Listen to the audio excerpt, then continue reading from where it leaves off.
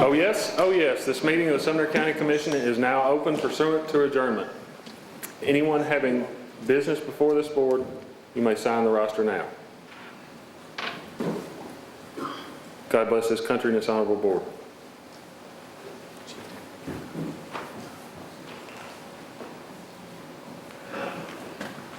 Father Joe Woodfin is coming to offer our invocation tonight. He is the priest in charge of the Episcopal Church of Our Savior on 704 Hartsville Pike in Gallatin.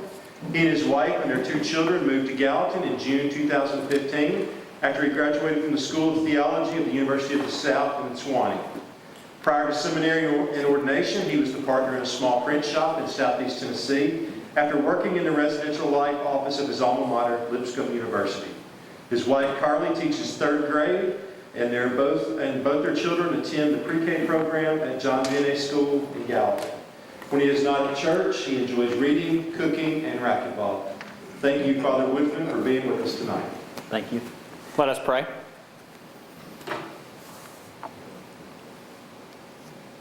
Gracious God, we pray for our local, state, and national life, for wisdom and discernment that we may make wise decisions and right actions for the welfare and peace of your world.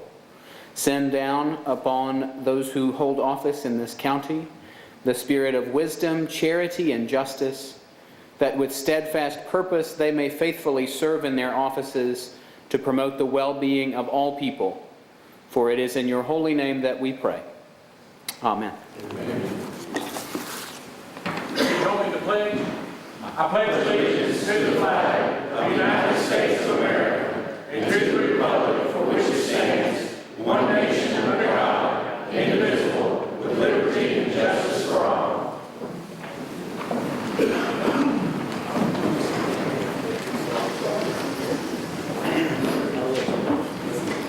Mr. Kemp, if we could get a roll call.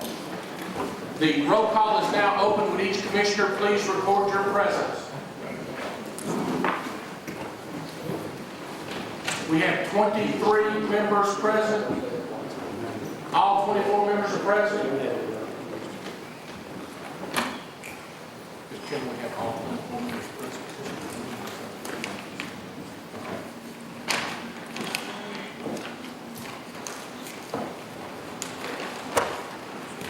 Your agenda is before you. I'll wait. Does anyone need to add anything to our regular agenda this evening? Mr. Goode. Thank you, Mr. Chairman. Mr. Chairman, on the committees, we accidentally left off just to add in the ag extension report, Kevin Brazel, which will resign his 2-year term in 2017 at the recommendation of the county executive office to add it to the rest of the All right. Thank you, Mr. Goode. Also, under the report of the chair, if you will add number 6, approval of the consent agenda. If you'll add number 6, approval of the consent agenda. Any other additions to our agenda for this evening? Also, one subtraction under the certificates of recognition. We will bump the Sumner County School recognition to next month.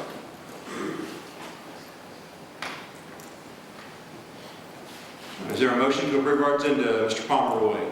Is there a second? Mr. Akins? All in favor say aye. Aye. All opposed? Motion passes. We have an agenda. Your minutes are in your packet. I will wait for a motion to approve our minutes. Motion made by Mr. Becker, second by Mr. Foster. All in favor say aye. Aye. All opposed? Motion passes. If we could get the public recognition sheets.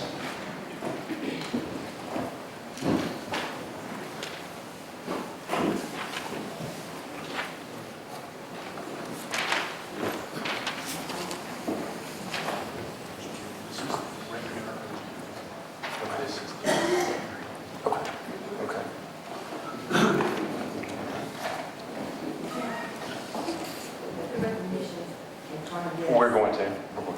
Yes, we have, just to kind of go through how we're going to handle this evening since we have a public hearing. We have signed up for just regular items on the agenda. We have no one signed up to speak on anything on the agenda other than the public hearing on Buchanan Estates. So we will move past that. we'd have 13 people signed up for the public hearing on Buchanan Estates. Is there anyone else that wishes to sign up? I've not signed anything, do I need to sign something? Yes, sir. We'll send it out there to you.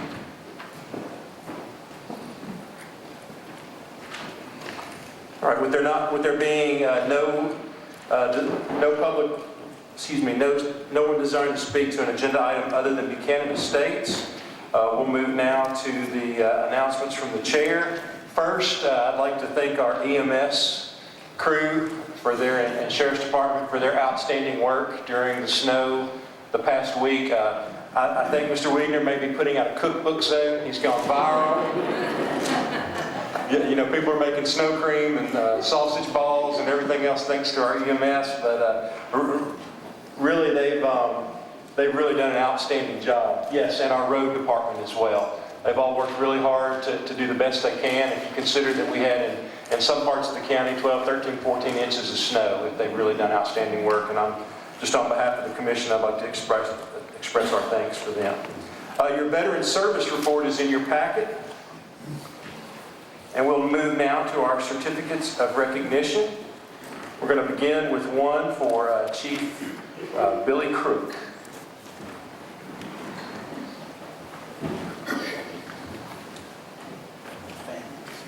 Yes, if the family would please come forward at this time.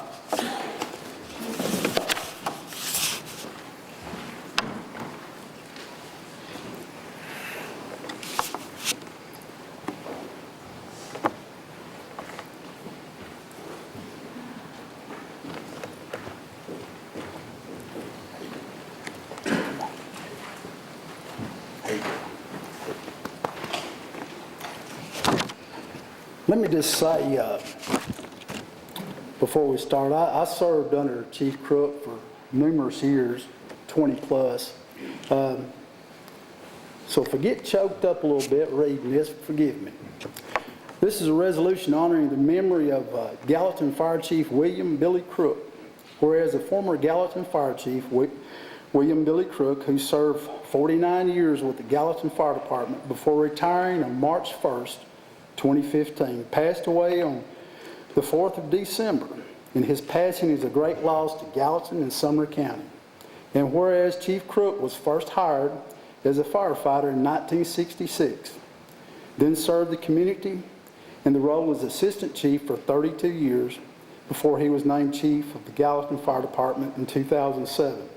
And whereas over the span of his career, Chief Crook made an impact of the lives of the countless citizens, and he was not only an outstanding leader, but was also a valuable mentor, great friend, lived his life at the service of others, and will be missed by all who had the pleasure of knowing him.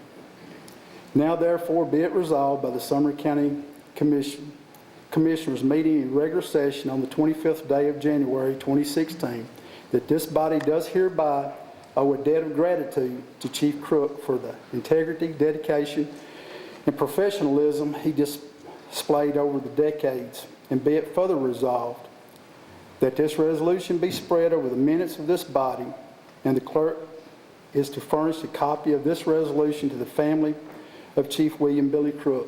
Thank you. Thank you. Thank you, clerk.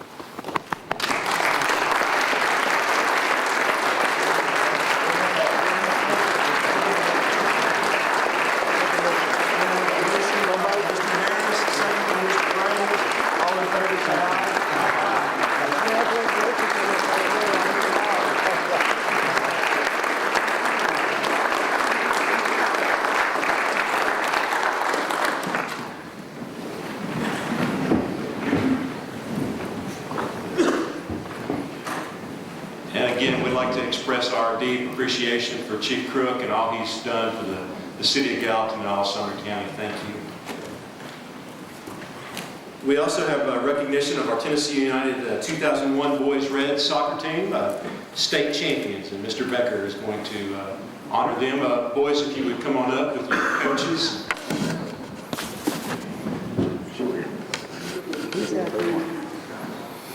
So while they're coming up, just wanted to mention, several of y'all know, but I'm actually on the board of the Tennessee United Soccer Club, and so it's an honor to be able to present this award tonight, recognition.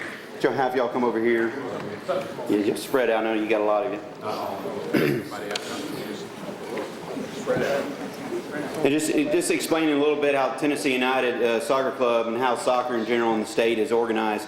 There's Division 1, 2, and 3 level of competition. Last month, I think y'all remember, we had a girls team we recognized as a Division 3 state championship. But Tennessee United has never had a Division 1 top level state champion, and so until this group of young men came through and won the state championship this past year. So I'll go ahead and start off here. Whereas Tennessee United Soccer Club 2001 Boys Red Team had a banner season in 2015 and became the very first team in the club's history to win the Division I state championship with an overall record of 20 wins, 2 losses, 1 tie. That included a 15-game winning streak to end the season. And whereas the Boys Red Team, under the leadership of Coach Zach Trobal, a former Tennessee United player himself and a 2-time scholar athlete, demonstrated remarkable talent, strict discipline, and determination, and through their accomplishments have become an inspiration to other players and our county as a whole. And whereas team players Park Bresnahan, Brady Briley, Luke Bush, Rothman Caldwell, Max Cooper, Alex Esser, Matthew Hogg, Matt Hooper, Cole Hunter, Isaiah Ireton, Christian Jones, Ian Leonard, Michael Manfred, Rylan McCullough, Ben Shingleton, Josh Street, and Tashinga Bahumasai, who represent 10 different schools in the Middle Tennessee area.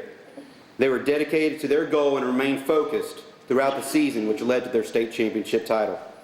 Now therefore be it resolved by the Sumner County Board of County Commissioners, meeting the regular session on this 25th day of January 2016, that this body does hereby congratulate and commend the Tennessee United Soccer Club 2001 Boys Red Team and Coach Zach Trobal for their achievements and wishes them future successes. And I so move.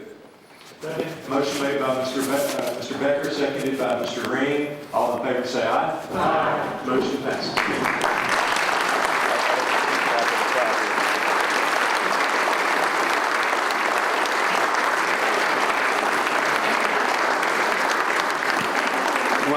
While I'm handing this out, I'd like to have the coach just give us a couple words here. Just a couple. Just want to say a quick thank you to the Sumner County Commission for having us tonight. It's an honor to be here, and we appreciate you recognizing these young players for their achievements over the past year. To all the parents, thank you for your dedication, whether it was traveling 10 hours to play 2 games from North Carolina to Memphis. You were there for these players whenever they needed you. And I speak for all the players when I say thank you for that. And to you boys, congratulations. This is an example of how hard work does pay off. Each and every one of you have a bright future, and I'm excited to see it play out over the next couple of years. Thank you. Appreciate that.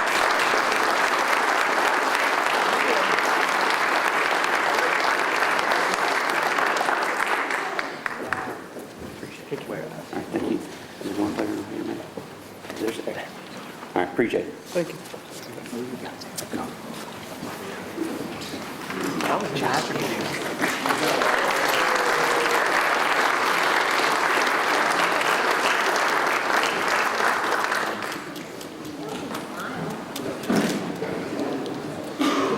This time I will close the first public comment section,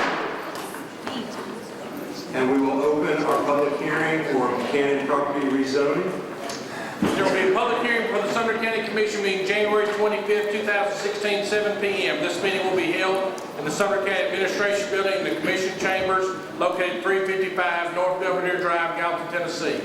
Robert N. Buchanan III, John Buchanan, and Alexander Buchanan, and co-executors, the owners of Orco Investments, Inc., are of contractual interest, are requesting to have their property located on and off Long Hollow Pike, Hendersonville, Tennessee, rezoned from R1A to low-density residential planned unit development to permit 111 lots. Such property is located in tax map 123, Parcel 37 contains 58.45 acres and is zoned R1A. Anyone having interest, desiring to comment or ask questions concerning this request is invited to attend the meeting. We will open public comments in just a second, and we will go in order of the names are submitted on the list. Just a few things to keep in mind, just generally decorum rules. We are limited to 5 minutes for public comments for each person, just so we can move through. We have 13 people or 15 people signed up. We want to give everybody the opportunity to speak. So if we will all limit ourselves to 5 minutes, that will help us accomplish that task. You'll get a warning with 30 seconds from Mr. Kemp, and we ask that you wrap up at the 5-minute mark. Also, we would ask, please, that everyone hold their applause. I understand that there's a lot of emotion and a lot of interest in this topic, but just in terms of being able to hear everyone and be able to make a reasoned decision, we ask that everyone hold their applause or cheers or anything like that and not do that at the end of each speaker's comment. Thank you. At this time, I have Ms. Laura Baker and Kevin Baker is next on the list. I ask that when we call, if you would move up closer to the front so you'll be ready to come up and speak after the speaker before you is done. Ms. Baker. Good evening. My name is Laura Baker. I reside at 424 A.B. Wade Road in Portland, Tennessee. Sorry. First of all, I want to commend the County Commission for putting together these ad hoc committees. The Architect and Engineering Committee, I think, was the brainchild of Mr. Hinton, and also the Long Hollow Corridor Committee that Mr. Holt referenced. I think it's great that we're looking forward and planning and keeping citizens informed. I have just a quick short point to make, and that is regarding the Buchanan Estates, that since we have this committee, ad hoc committee, and are going to allocate $160,000 to studying what's going to go on the corridor, I don't think any decision should be made on anything until that study comes in. Either that, or just you're throwing the $160,000 away, or you can approve everything and don't bother spending the $160,000 because it's going to be an absolute waste. Hey, quick show of hands. Who's here for the Buchanan Estates discussion? Okay, one more second. Ms. Baker, I'd ask you to refrain from that. And who's for it? Thank you. This is great too. A year ago tomorrow is when we had the meeting that we were here till 1 o'clock in the morning. This time public comment should only take about an hour, but happy to hear you here. Mr. Kevin Baker, Mr. Ray Baker is on deck to speak. Kevin Baker, I live with her up in Portland. We're all for growth. I think everybody in this room is for growth. But let me just warn everybody in this room, because as Laura had a little Freudian slip, we came from a place where growth drove everything, and it drives everybody away. Organic growth is one thing. Organic growth, when you or me or any one of my friends here, and it's really a pleasure and a privilege to be surrounded by 20-something plus of my best friends and favorite friends, but if me and my friends decide to invest our money and make something happen, it's on us. When government forces it and they force their pet projects, it's a recipe for disaster.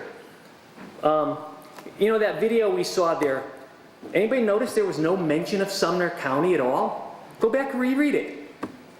Listen to it again. No mention of Sumner County. So who knows what Sumner County is going to get in the long run.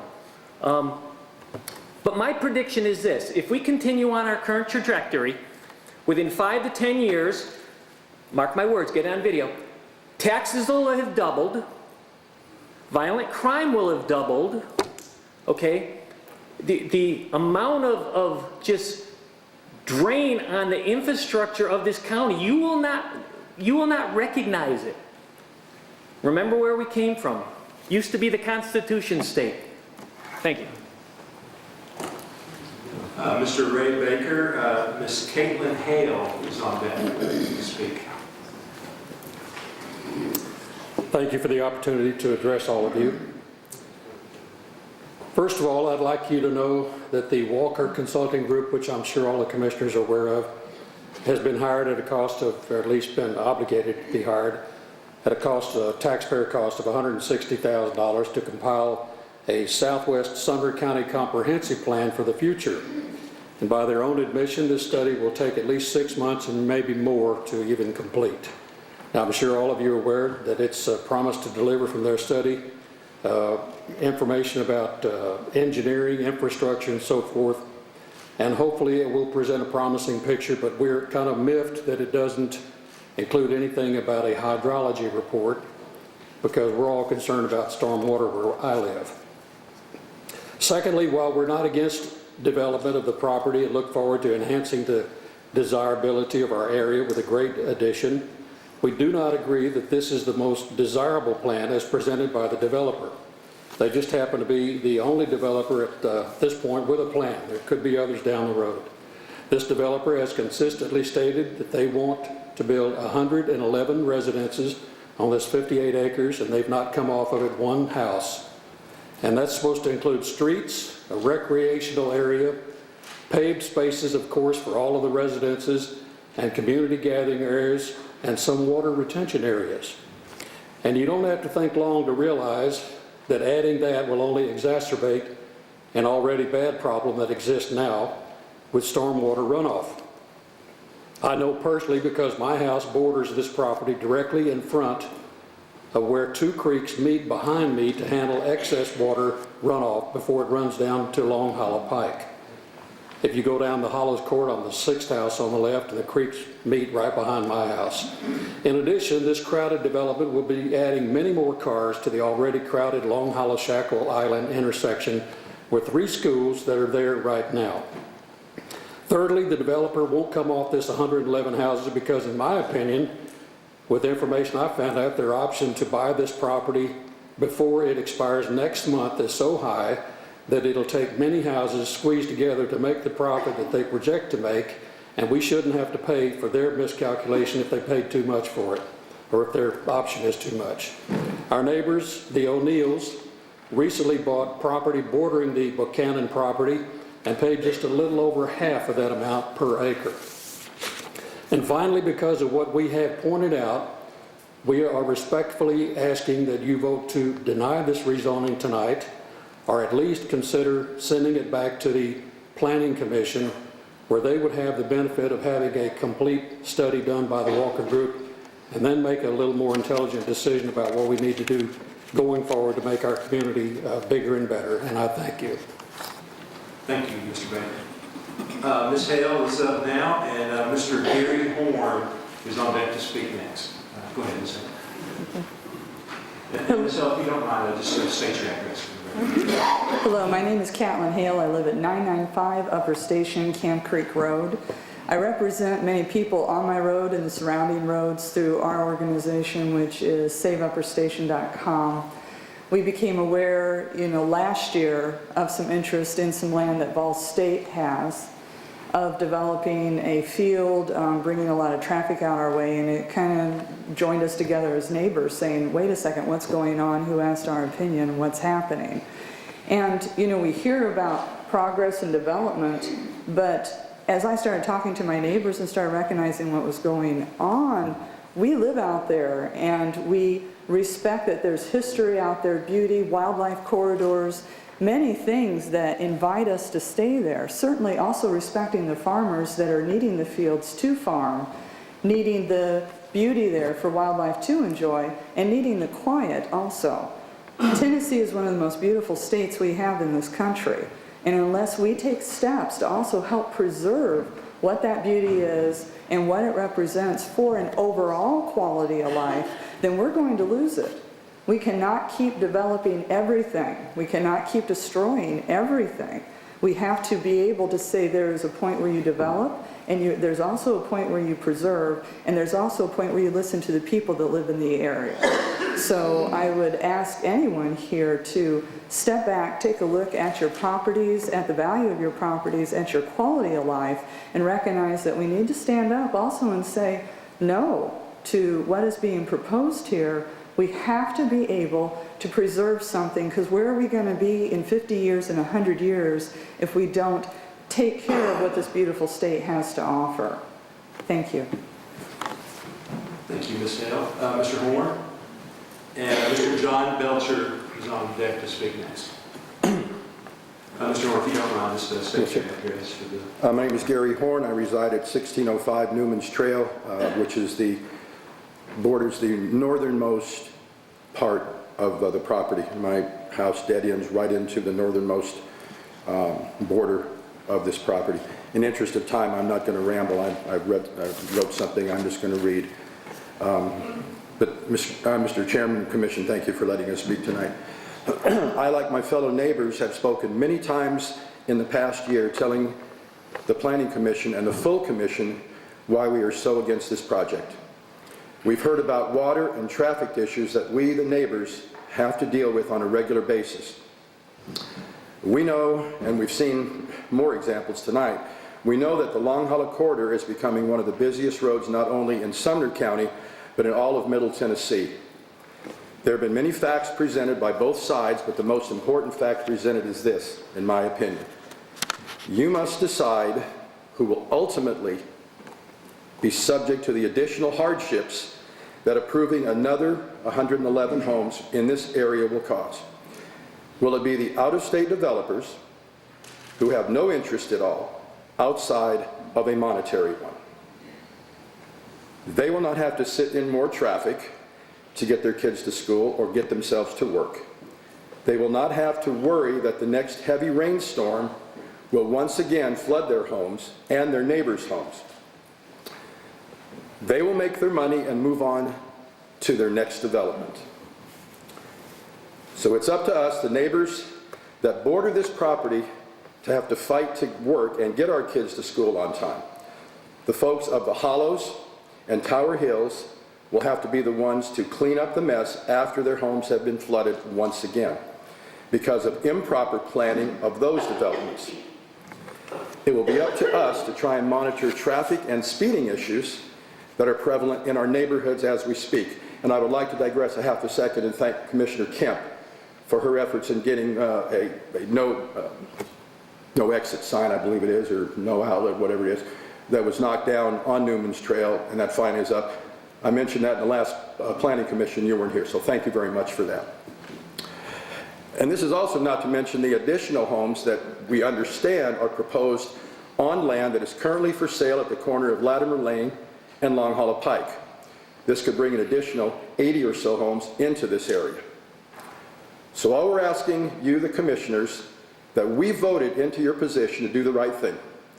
That is to respect the feelings of your constituents and not the out-of-state developers who have no issues with the day-to-day problems that the neighbors of the Hollows, Tower Hills, Long Hollow Point, and Country Homes now face.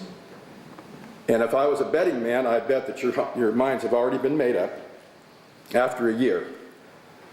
So I guess I can just speak for all of my friends and neighbors. Let's just hope you made the right decision. Thank y'all. Thank you, Mr. Horn. Thank you. Mr. Belcher, you're up to speak, and Mr. Joey Hargis, you're on deck to go next. Go ahead, Mr. Belcher, whenever you're ready. My name is John Belcher. I live at 1005 Thornhill Court in Tower Hill. The last meeting that we had, we were asked, the public was asked, not to bring up information that they had already brought up in the past. And I don't really want to do that yet again, just like I'm sure you folks probably don't want to hear it again. I'm sure most of us don't want to be here again. But with that, we keep having meetings, so we keep having the need to get up and speak. So I apologize if some of this is repeat information.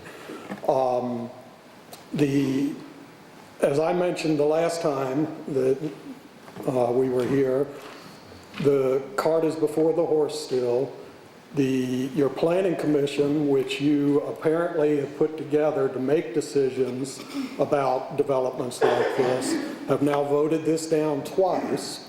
It seems to me that the commission would respect the people that they put on that committee and respect the decision that was made, but basically you do not have the information you need to make a good decision concerning this property. I think that was been shown through the preliminary study that was put together, and the fact that the existing conditions in this area with the water runoff is already at a very, very bad point with all of the flooding and everything. So still, to my knowledge, nothing new has been brought up by the developer to change the conditions which they want to develop this land. So in my opinion, I don't see that you have any new information to change the decision of the Planning Commission. Our county executive mentioned in the presentation prior to this meeting, he commended you guys for being proactive and having foresight. I want to repeat that now and ask you, please have foresight and do this the right way, get the information that you need from the studies that need to be done before you make a decision to approve something like this. Thank you for your time. Thank you, excuse me, thank you, Mr. Belcher. Mr. Hargis. And Mr. Puckett is on deck to speak. Ladies and gentlemen of the commission, my name is Joey Hargis. I'm an attorney with the law firm Baker Donaldson, and I'm here for my clients, the O'Neills. My clients own property directly west of this proposed development. In the developer's site plans, the zoning ordinance charges that they must submit a recreation plan per section 9.1 6G of the zoning code. My review of the record shows they have not turned in such a recreation plan. This recreation plan is not a must or maybe, it's a shall as in your ordinance. They have not done so. My client's property to the west of this site, the development proposes a buffer around all of the property boundaries but my client's property. We believe that buffer is necessary to alleviate any stormwater issues that may occur on our client's property. Secondly, I'd like to say the traffic study that has been submitted for this project was done 10 months ago. 10 months has elapsed since that study's occurred, and since then, Durham Farms has begun construction. That's 1,100 homes in that subdivision just east of this site. Phases 3 and 4 of Somerset Downs are coming online. So I think a new traffic study needs to be done to work into the equation all these additional new homes that are coming, in addition to the proposed development by the developers here. I think it's important to note, members of the commission, by approving this plan, if you're inclined to approve this plan, under the Tennessee Vested Rights Act of 2014, you're vesting in this preliminary plan for 3 years. 2 additional years are tacked on if a final subdivision plat is adopted. What that means is they are approved under the plat and the plans of this zoning code as of tonight. If additional regulations come forth by the county in the future dealing with stormwater and traffic, those will not be applicable to this development. They are allowed to build under this statute as it's written today. And finally, I'd submit to you, ladies and gentlemen, that if you do feel it necessary to approve this plan, you do, under the zoning code, section 9.3, number 10, limitations on density. And I'd like to read, the Planning Commission and County Commissioners may, within their discretion, lower the maximum permitted, may limit the density to a figure lower than the maximum permitted. This type of limitation shall be exercised only if the character of the adjoining neighborhood is inappropriate. And it's our take that this type of development, its density is inappropriate for this area. Or if the development would place an excessive burden on the services on the existing street and utility system and other services provided by the county. Ladies and gentlemen, I would submit to you that your land use policy plan calls for 1 unit per acre for this development, based on the sub-area plans that adopted. And if you are inclined to approve it, they should be held to those standards. And I appreciate your time. Thank you. Thank you, Mr. Hargis. Mr. Puckett, Ms. Natalie Crick is on deck to speak next. My name is Stephen Puckett. I reside at 228 Saunders Ferry Road, apartment 821, Hendersonville, Tennessee. I got an interest in the rezoning because, one, in 2014 when I was running for office, this is one of the areas that was on the board within the territory I was having to campaign in. And one of the things is that I've been paying attention when it went to the Planning Commission the first time, failed, came before you, and you kicked it back. The idea is that that's kind of sending a message to the developer that you need to work with the community, you need to listen to the neighbors. One of the things that developers do occasionally do, is that a lot of times they'll come back with tokens. They'll throw you a few tokens to try to, make it palatable to pass. Sometimes you got to send a harder message that they need to go back and be serious about the fact that the neighbors are concerned and it is a serious matter to this body. That's why I think with this, you've heard basically what sounds like tokening. And the Planning Commission, I think, saw it. They called it and they said, this isn't going to work. They're asked, and so I think as a body you need to send a message, say, listen, we're going to vote this down because you're playing games. We're not going to play games. Not with people's lives, not with people's homes, and definitely not with our county. Because the thing is, one of the lessons we can learn with the city of Hendersonville is if you overzone, as the previous speaker noted, you can't unring the bell. And all you find yourself doing really is negotiating the terms of surrender. You have to wheel and deal with other properties that developer is going to have an interest in, and you don't want to be negotiating the terms of surrender. Because it does harm. It really does. So send the message to them, to the developers. You're serious about making sure that you're not going to put yourself in a position where you're having to negotiate terms of surrender. That you're serious about making sure these neighbors are taken care of and that their concerns are serious to you. So with that said, thank you and God bless. Thank you, Mr. Bucket. Ms. Crick, you're up to speak, and Mr. Utley is on deck to speak. Ms. Crick, you can have my new man. Natalie Crick, 207 The Highest Court. Thank you for allowing me to speak. Since our last meeting, I've done a little digging around just to find out what the reality is that commissioners live with. And these are some things I found, things that I'm concerned about. I'll try to go quickly. We all know that the Planning Commission voted not to approve the rezoning twice. We wondered why that was. They didn't specify. So I went to the subdivision regulations that were adopted in 2010. Found a lot of interesting things, and I won't read you all of the ones I highlighted. That may take 10 minutes. Here's some things that I thought were significant.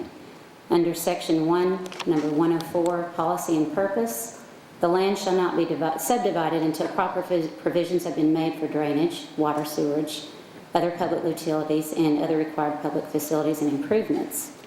Some other things I found were interesting, but I'm going to skip down to page 56. Under Regulation number 4, number 105.204, the effect on downstream drainage areas. This is our main concern in the hollows, as well as Long Hollow Point and Tower Hill. The local government also shall study the effect of each subdivision on existing downstream drainage facilities outside the area of the subdivision. Where it is anticipated that the additional runoff incident to the development of the subdivision will overload an existing downstream drainage facility, the Planning Commission may withhold approval of the subdivision until provision has been made for adequate improvement of such drainage facilities in each sum as the Planning Commission shall determine. No subdivision shall be approved unless adequate drainage will be provided to an adequate drainage watercourse or facility. Like I said, there's some other things I highlighted. I think there were some reasons that the Planning Commission said no. Here's some other things I would like to say.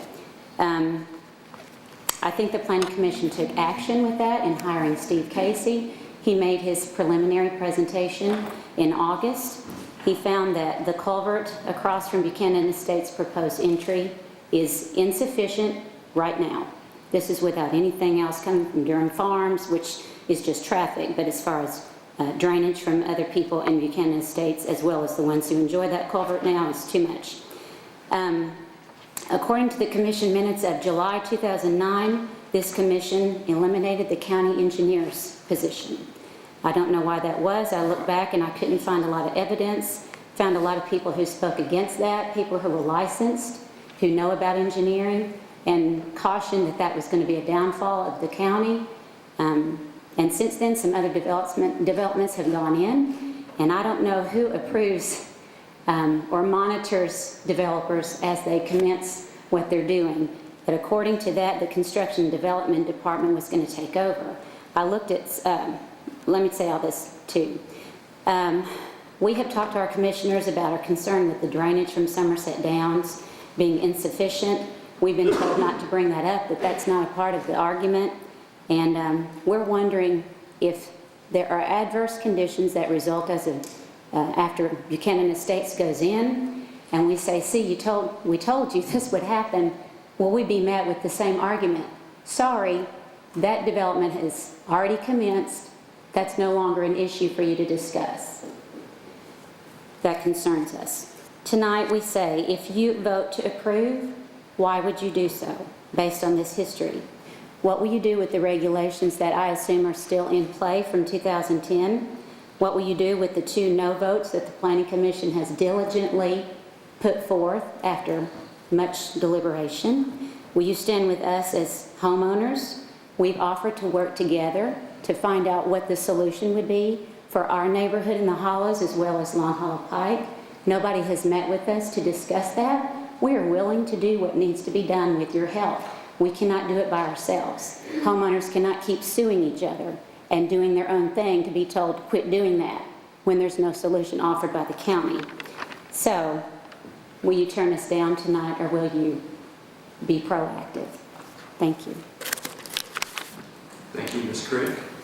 Mr. Utley, you're up to speak, and Ms. Carolyn Utley, you're next.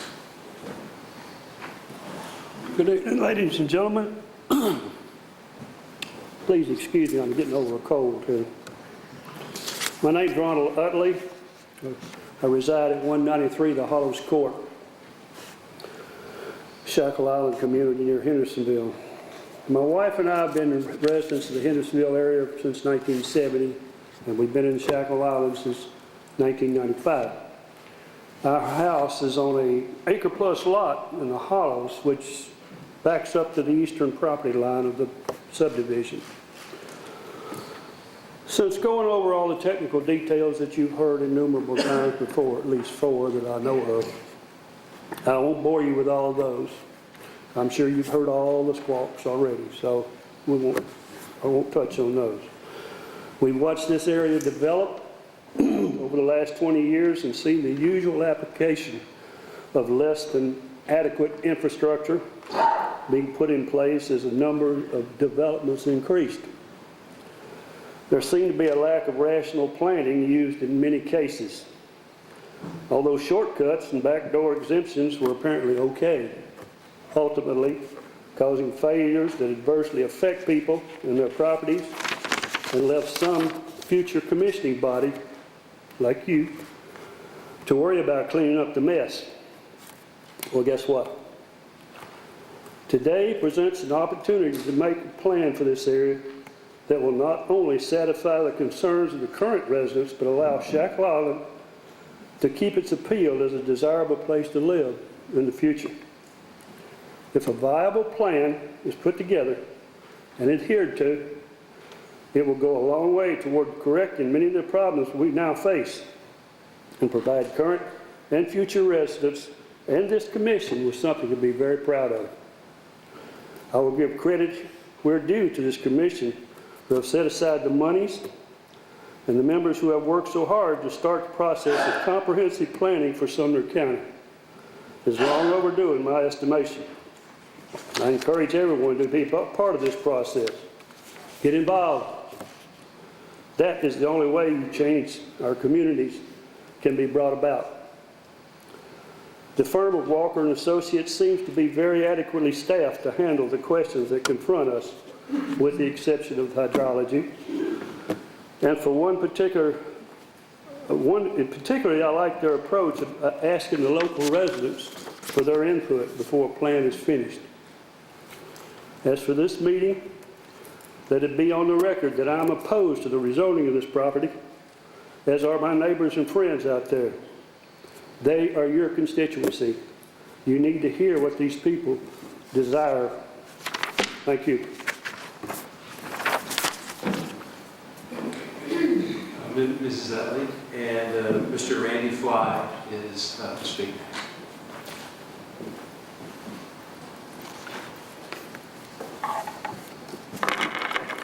My name is Carolyn Utley. I live at 193 The Hollows Court with my husband Ron. And we've asked not to be redundant, but I'm going to be a little bit. You know, I haven't spoken about the specifics of the flooding our backyard, the blasting, the traffic, but what I want to speak specifically about is our homes being devalued. You know, what I want to challenge you all is to just look at us and tell us this is good for our neighborhood. I don't think one single person would want for your family or your community to have that happen. We built our house. We have thoroughly enjoyed this community. And as it is now, stand to make some money for us to take us through our nursing home years. But if this project goes in, that's all going to change. It will devalue our neighborhood. As far as I'm concerned, I hope they don't succeed. Their interest is not in Sumner County, it's in Michigan. When the zoning is changed and the other particulars are finished, they move out. We're left here with a potential mess. More flooding, more traffic, etc. Zoning regulations were established for this county for this very situation we're in now. But what I don't understand is why the commission would even consider allowing an outside developer to intimidate you all. How much tax money would this project bring to this county anyway? And how many problems would be associated with them? You commissioners are here to represent us. Oh, we're your people, the people that elected you. Please just remember that, and remember what if this was your problem. You wouldn't want it. Thank you. Thank you, Ms. Utley. Mr. Fly and Mr. Shoemaker, you're up next. Mr. Fly, you can begin whenever you're ready. I've got a handout, if that's okay. I'm a chain of handouts, so all right. Okay.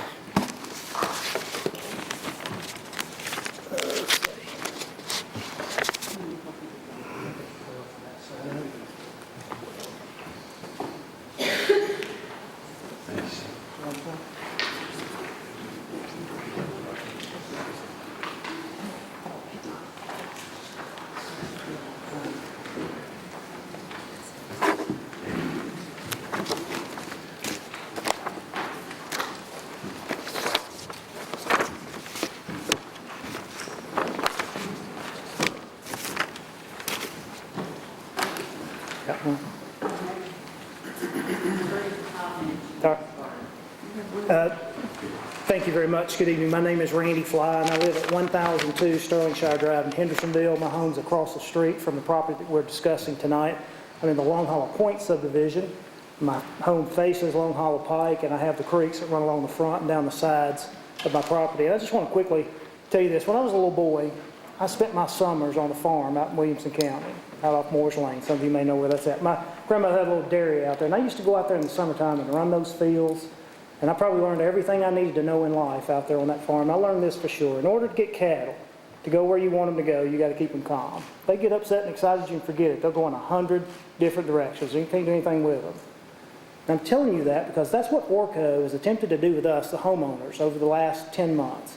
They've proven to us that they're willing to say and do just about anything in order to keep us calm and move us in the direction they wanted us to go. That didn't work. They attempted to do that with the Planning and Zoning Committee, and you all know how they voted, twice. And I believe that's what they're trying to do with you tonight. They're trying to convince you that this piece of property is just like every other piece of property. There's nothing unusual about it or out of the ordinary, and that their development's going to be just like everything else out in that corridor. That you all just need to relax and stay calm and move in the direction they want you to go, or else, right?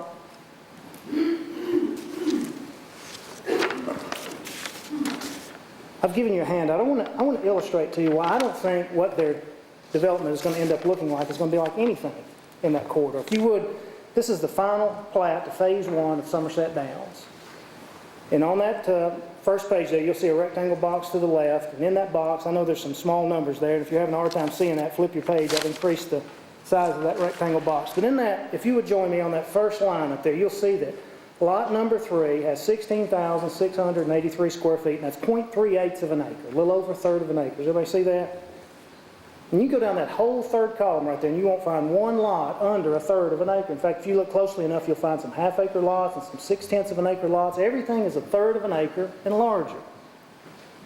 Now, Mr. Cook, in the last time we were together, he stood and told you that in Buchanan Estates, they're going to have some 9,000 square foot lots and some between 10 and 12,000. So everything, from what I gather, is a quarter of an acre and smaller in Buchanan Estates. And in Somerset Downs, the first subdivision that was zoned low density out in that corridor, everything's a third of an acre and larger. Nowhere near the same. And these numbers are in stone. They're not going to change. Somerset Downs is final. What they're presenting to you is a preliminary number. It's subject to change. It's my understanding, my feeling, that every time they study this 58 acres, their retention ponds seem to increase in size, yet their lots continue to decrease in size. And the reason that is, I feel like, is because the property is simply not suitable for low-density zoning. It's just not. There's too much water coming off the hill. And that's why their retention ponds continue to increase, and they're continuing to lower their lot sizes. We were told 10 months ago by Bruce Rainey in this very room that the lots in Crystal Creek would be as large, if not larger, than anything else out in that corridor. And that's what they called it before they changed it to Buchanan Estates. And we can see tonight that's not going to happen. They're a quarter acre and under. The property's not suitable for low-density zoning. Listen, I'm running out of time. The easy road for you guys tonight is to simply say, I don't want to get in the middle of this. This could get ugly. They're going to sue us, and I don't want my name attached to that. I'm just going to prove this thing going home. And we know the easy road isn't always the right road. Tonight, it is certainly not the right road to take. We hope you all realize that. We're getting washed away. Those of us who are in the pictures that I handed out the last time, those of us who are getting washed away, eroded away, we're suffering through low-density zoning. We've watched it rise with every completion of every phase of Somerset Downs and Tower Hill. We've watched the water levels rise, the erosion get worse, and it watched it get closer and closer to these homes until finally it breached and went in. We've known there's a problem out there, and we think the Planning and Zoning Committee realizes there's a problem, and we hope you all realize that too. Let me just close with this and say this. Those of us here that have been fighting this thing for 10 months, let me tell you how we feel. We feel like we're that little kid on the playground, the little guy, through no fault of our own, minding our own business out there in that corridor, is beginning to get bullied and pushed on and picked on and pushed down. And we're fighting back, guys, with everything that we have, and we have been for 10 months, and yet they keep on coming. We're asking you all to stand up for us tonight.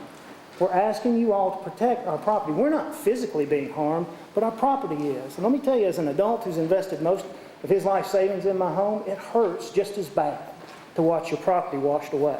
And it's through low-density zoning. We're asking you all tonight to please, please do not start another low-density subdivision until we figure out what's going on with the water. Thank you very much for your time. Thank you, Mr. Fly. Mr. Shoemaker is up next, and Mr. Buchanan will follow him. Mr. Shoemaker, where are you? Yes, thank you. Yes, good evening. Thank you very much. My name is David Shoemaker, and I reside at 204 The Hollows Court. I'd like to step back and address some issues that have been reportedly raised by some of the commissioners, and may or may not be true, but I'll like to address them anyway. First one is that some of the commissioners may think that the residents out here are deliberately trying to circumvent the drainage requirements that have been set by either the subdivision or the county. I moved into the subdivision in December of 1993. I did receive a copy of the restrictive covenants. I have them here. I've gone through them. They're dated May 29, 1987. They were prepared by Bruce Rainey on behalf of the developers, the Curtis family. And there are two paragraphs that relate to drainage issues. The other ones are how many, no farm animals, et cetera, those kinds of issues. But one is a perpetual easement for construction and maintenance of drainage shall be maintained. And any drainage, another paragraph 18 says, any drainage structure, including driveway, culverts, head walls, or ditching, to be approved by the Sumner County Highway Department. Now, that's all that's in these covenants that I can find. I also looked at the plats for the subdivision and my plat for my property, and I happen to be one of those that has one of the drainage ditches. And one of the suppositions is that we are causing the problem and we made it happen. There is a utility easement, but I have not been able to find, in any of the paperwork at least, any definition or specification what those drainage covenants are. I've also, there's an 18-inch culvert or drainage pipe that goes across our property, and there's one that goes across the street that's 36 inches.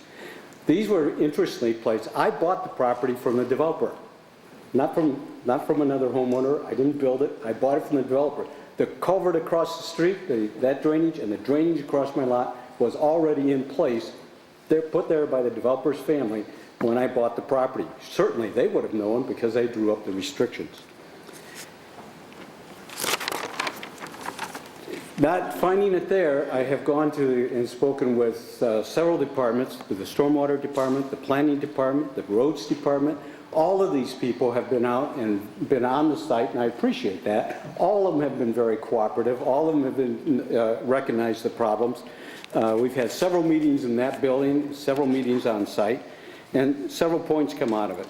One, all were very helpful and acknowledged the problem. Two, no official administrator could provide any additional drainage definition or specification. It may exist, but they haven't been able to provide it to us. Three, the drainage, several have suggested we hire a degreed civil engineer who specializes in stormwater hydrology. I'm surprised. I think this is a county issue, but that's what they said. We can't help you. We don't have the data. Go out and hire someone. A year ago, not quite a year ago, in April last year, I wrote a letter. And the reason I wrote it is because some commissioners have mentioned that they weren't aware of this problem and that we are not trying to help or participate in the solution of the problem. On April 3rd of 2015, I wrote a letter to each of the commissioners here, there's 24 of you, all the people on the Planning Commission, and to the county executive. That's 30 letters in all. And indeed, 2 of you responded, so at least some of you must have gotten that letter. I'd just like to outline a couple of things. We're not talking about just 1, 2, or 3 homeowners who might have actual impediments to the problem. I acknowledge that's there, okay? Nobody's arguing that. But it's at least 27 homes in the Long Hollow subdivision, another dozen homes that are in the Hollows Court. They're both above and below this area that is contentious. Most of the water for our subdivision, and indeed the Long Hollow Point, is coming from outside of both our subdivisions. I sat in this room with a bunch of people when the Somerset Downs submitted their plans, and that developer at that time said that they were going to retain water and improve the flooding problems, not only for their subdivision, but for the Hollows and the Long Hollow Point subdivisions. I'd like to stress, we are not anti-development. I say that in the letter. We need direction and engineering. We seek it, we ask for it, and we want to get it from the county. We want to share the cost. That was in the letter. We're not saying the county ought to bear it or the developer ought to develop. We are willing to share the cost of this. We just want some direction. One guy, I can't go out and do something, and another neighbor. One neighbor's already put in a larger culvert on their property, and it impedes the water flow from the properties above it because it's too high. That's not sense. So we just don't trust those developers. We hired an engineer. He came back and said the water is overtopping the road. The 36-inch culvert under the hollows may not be sufficient. Could I request, please, a couple of additional minutes? I would love to, but our practice is 5 minutes because we want to give everybody a chance to speak. Okay. Thank you very much. Appreciate it. Thank you, Mr. Shoemaker. Mr. Buchanan and Ms. Connie O'Neill will follow Mr. Buchanan. Hello, I'm Robert Buchanan III. I live at 3800 Brighton Road in Nashville. My 3 siblings and my 4 first cousins are the owners of this property. Our ownership comes by inheritance from my father and his brother and sister. All 3 of that generation above the current owners are deceased.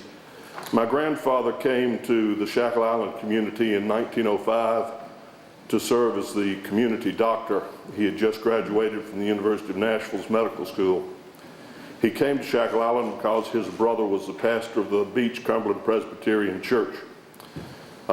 He met a local girl and married in 1908. They had 3 children, and they lived on Long Hollow Pike.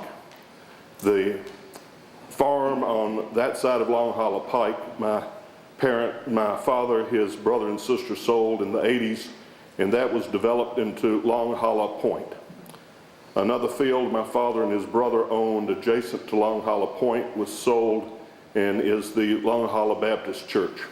We think both of those developments are assets to this very attractive community. None of me, my siblings, and my cousins are going to farm the property that is the subject of this hearing tonight.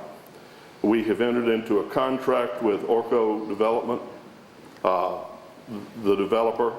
The notion that an alternative developer could be proposing a plan for this is ludicrous. We can only enter a sales contract with one company, and the Orco is the development company that has the right to purchase our property. I want to correct one matter that was said tonight, which is an error. The notion that the contract that we have with Orco will expire in a month. That is not a correct statement. I can only imagine that the same sort of comments that we've heard tonight, many of them involving technical issues, and I'm sure the development will have to conform to the standards of building and development that this county has. But I can only imagine that similar comments were once made when the Long Hollow Point development was just a gleam in the developer's eye. But I think that is a quality development, and I'm sure that what Orco is proposing for this 58-acre tract will likewise be a quality development. Thank you very much, and I appreciate the opportunity to speak to you. Thank you, Mr. Buchanan. Ms. O'Neill? And this will be our last speaker.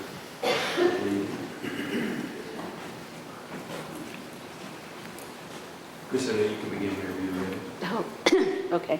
My name is Connie O'Neill. My husband Tom and I purchased the property at 2210 New Hope Road, which is a 200-plus acre farm that the north corner of it borders on the Buchanan proposed property development. Unlike our other neighbors, we have the opposite water problem. The Dankirk branch of the Drakes Creek runs through our property. It is now dry and has been ever since we purchased the property a year ago. We have 2 ponds that are on our property that are dry. And in the higher elevations, which are directly across from the proposed development, we have 200-plus-year-old pecan trees that are dying because of the lack of water. And when you talk about the preservation of history in the Shackle Island area, that was one of the reasons we moved to that area. As part of the farm we purchased a 1832 home that we plan to renovate. So we feel like the possibility of a development in that area will not only hurt us, but will also continue to hurt our neighbors. Now, the gentleman before me spoke of the quality of the subdivision that's going to be proposed, and I'm not an engineer, but I can speak to real estate issues. I'm a retired real estate agent, and the information that was submitted to all of you commissioners from the Orco group indicates that the average range of home values is $400,000 in the development that's being proposed. And they're talking about a certain amount of additional tax funds that come from those $400,000 homes, the 111 that they're proposing. I went to the realtor.com and I did a property search and found that 40 properties that have been sold in this last year in the $350,000 to $425,000 range had an average price per square foot of $104. Now, if you look at what is proposed in this $400,000 value, and if you look at it and it says 2,000 square foot, we're looking at over $200 per square foot for these homes. And that just didn't make a whole lot of sense to me. I did find a 2,400 square foot home that was sold for $410,000 on 1 acre, but it sold for $168 per square foot, and it's on the lake. So as everybody knows, lake property is a premium. So this is just one piece of some of the things that they're proposing. The pictures that were in the information that y'all received, those are not 2,000 square foot homes. And I think we need to look at it a little bit closer if you're looking at trying to gain more tax money or you know, look at what we're really getting sold here and not just what they're telling us. Thank you. Thank you. At this time, representatives of Buchanan Estates, Orco Development. We will close public comments at this time, and we will move now to a presentation from Orco Development's Buchanan Estates.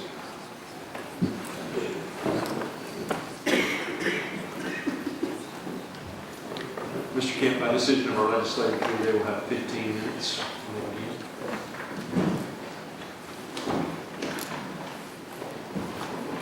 Good evening, folks. I'm Marty Cook. I live at 102 Canterbury Lane in Hendersonville. I work at 131 Saundersville Drive in Hendersonville for the Bone McAllister Norton Law Firm. Many of you know that I represent Orco Investments, proposed developers of this proposed project. I spoke to you back in October, but tonight I want you to hear from Jim Murphy, who is a lawyer with Bradley Aram, Bolt Cummings in Nashville. He is, in my opinion, the expert in this area on zoning law, and so I wanted for him to spend a few minutes tonight talking to you all from that angle as it relates to Sumner County zoning regulations and our application, how that application fits in with those regulations. So, Jim Murphy. Thanks, Marty. We'll go ahead and put up the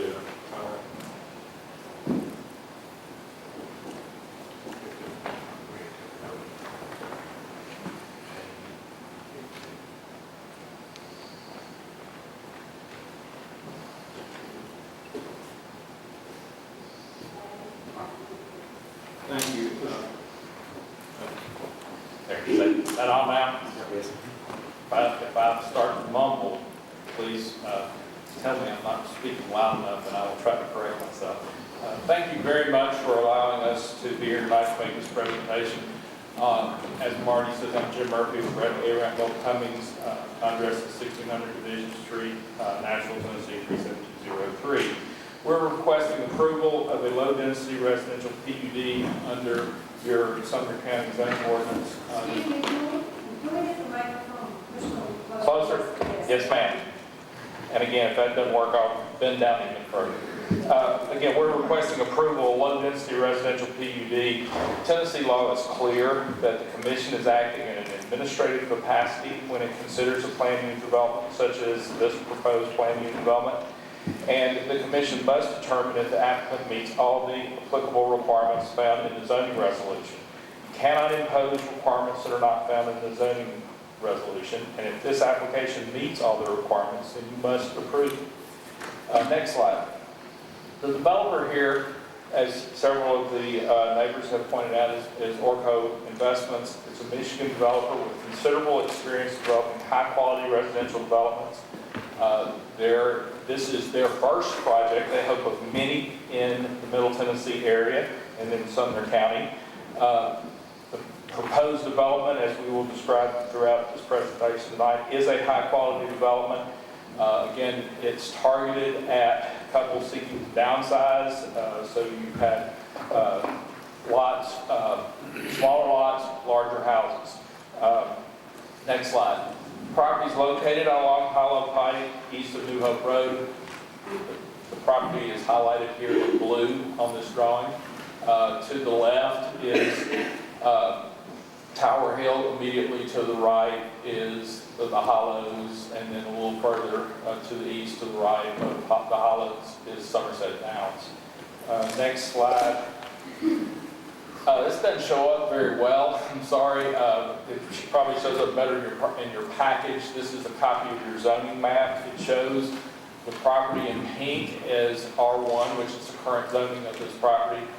It indicates that there are low-density residential planning developments both to the east and west of this site. Again, to the east is Somerset Downs, to the west is Tower Hill. Both of those low-density residential planning developments have lower density than the proposed Buchanan Estates plan. So the concept that this development is not consistent with the character of the neighborhood is without support, since the neighborhood already has low-density residential planning developments both east and west of it, and those low-density residential planning developments have more density than the proposed Buchanan Estates development. The next slide. The purpose of a residential plan unit development is to permit development in areas where flooding conditions are present. That's a quote from your zoning resolution. The zoning resolution contemplates that you will cluster lots where there are flooding conditions so that the unsuitable land will remain as permanent open space. And the preliminary plan for Buchanan Estates does exactly what your zoning resolution contemplates. It places the unsuitable floodplain land, which is located right adjacent to Long Hollow Pike, in the open space. It also remains, the open space will remain undisturbed, so it will provide buffers along the adjoining properties. Next slide. The preliminary master plan proposes 111 lots on 58.48 acres. The permitted density in a low-density residential PUD is 2.2 dwelling units an acre. So in reality, if the Orco had come in for the maximum density permitted, they could have come in for 128 lots. But instead, they're proposing 111 at a density of 1.9 dwelling units per acre. So the density meets the requirement of the zoning resolution. The minimum lot size in a low-density PUD is 9,000 square feet. All of the lots are over that. In fact, all of them are over 10,000 square feet, and only 4 are less than 12,000 square feet. In addition, because there's so much open space adjacent to the lots actually look significantly larger than the size shown on the preliminary plan because they have adjacent open space. Minimum open space is 5%, and we're well over that, 18% open space. Next slide. Typical homes here are a minimum size of 2,000 square feet for 1 story and 2,400 square feet for 2 story.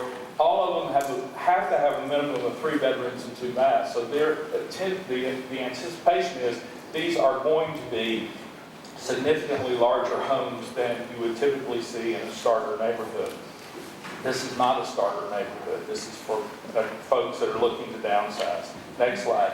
Tax benefits, we've talked about this, or we've had comments about this, but based on our estimation of the value of the homes, and we do stand behind the numbers that we put in our letter, we anticipate over $233,000 in adequate facilities tax will be available, and that annually there'll be $277 in new property taxes as a result of this project. Obviously, that will help you grow your tax base so that you won't have to raise taxes. Instead, you can grow your base. Next slide. Adverse impact. We've submitted a letter from Richard Jones, our engineer, that this development will reduce the flow from the project to 10% of pre-development flow.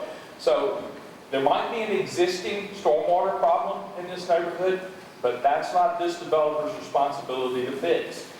Our obligation is to make sure we don't make the problem any worse, and we have established that it will not.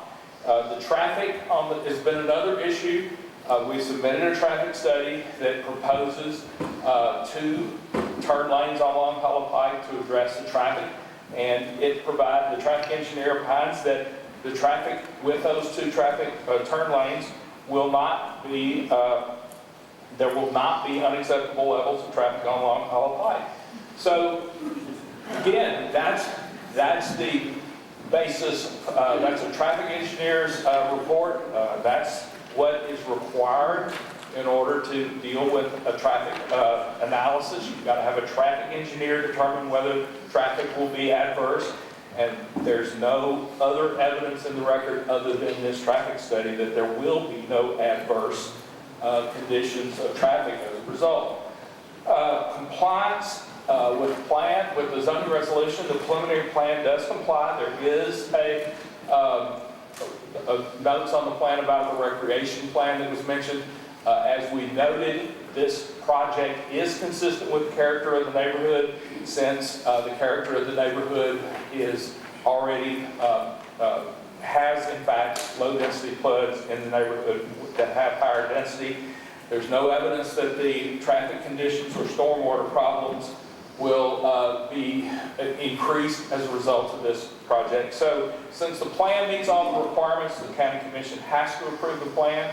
And if the County Commission disapproves it, Orco just has asked me to say we're going to be forced to litigate if the county doesn't approve the plan. Thank you.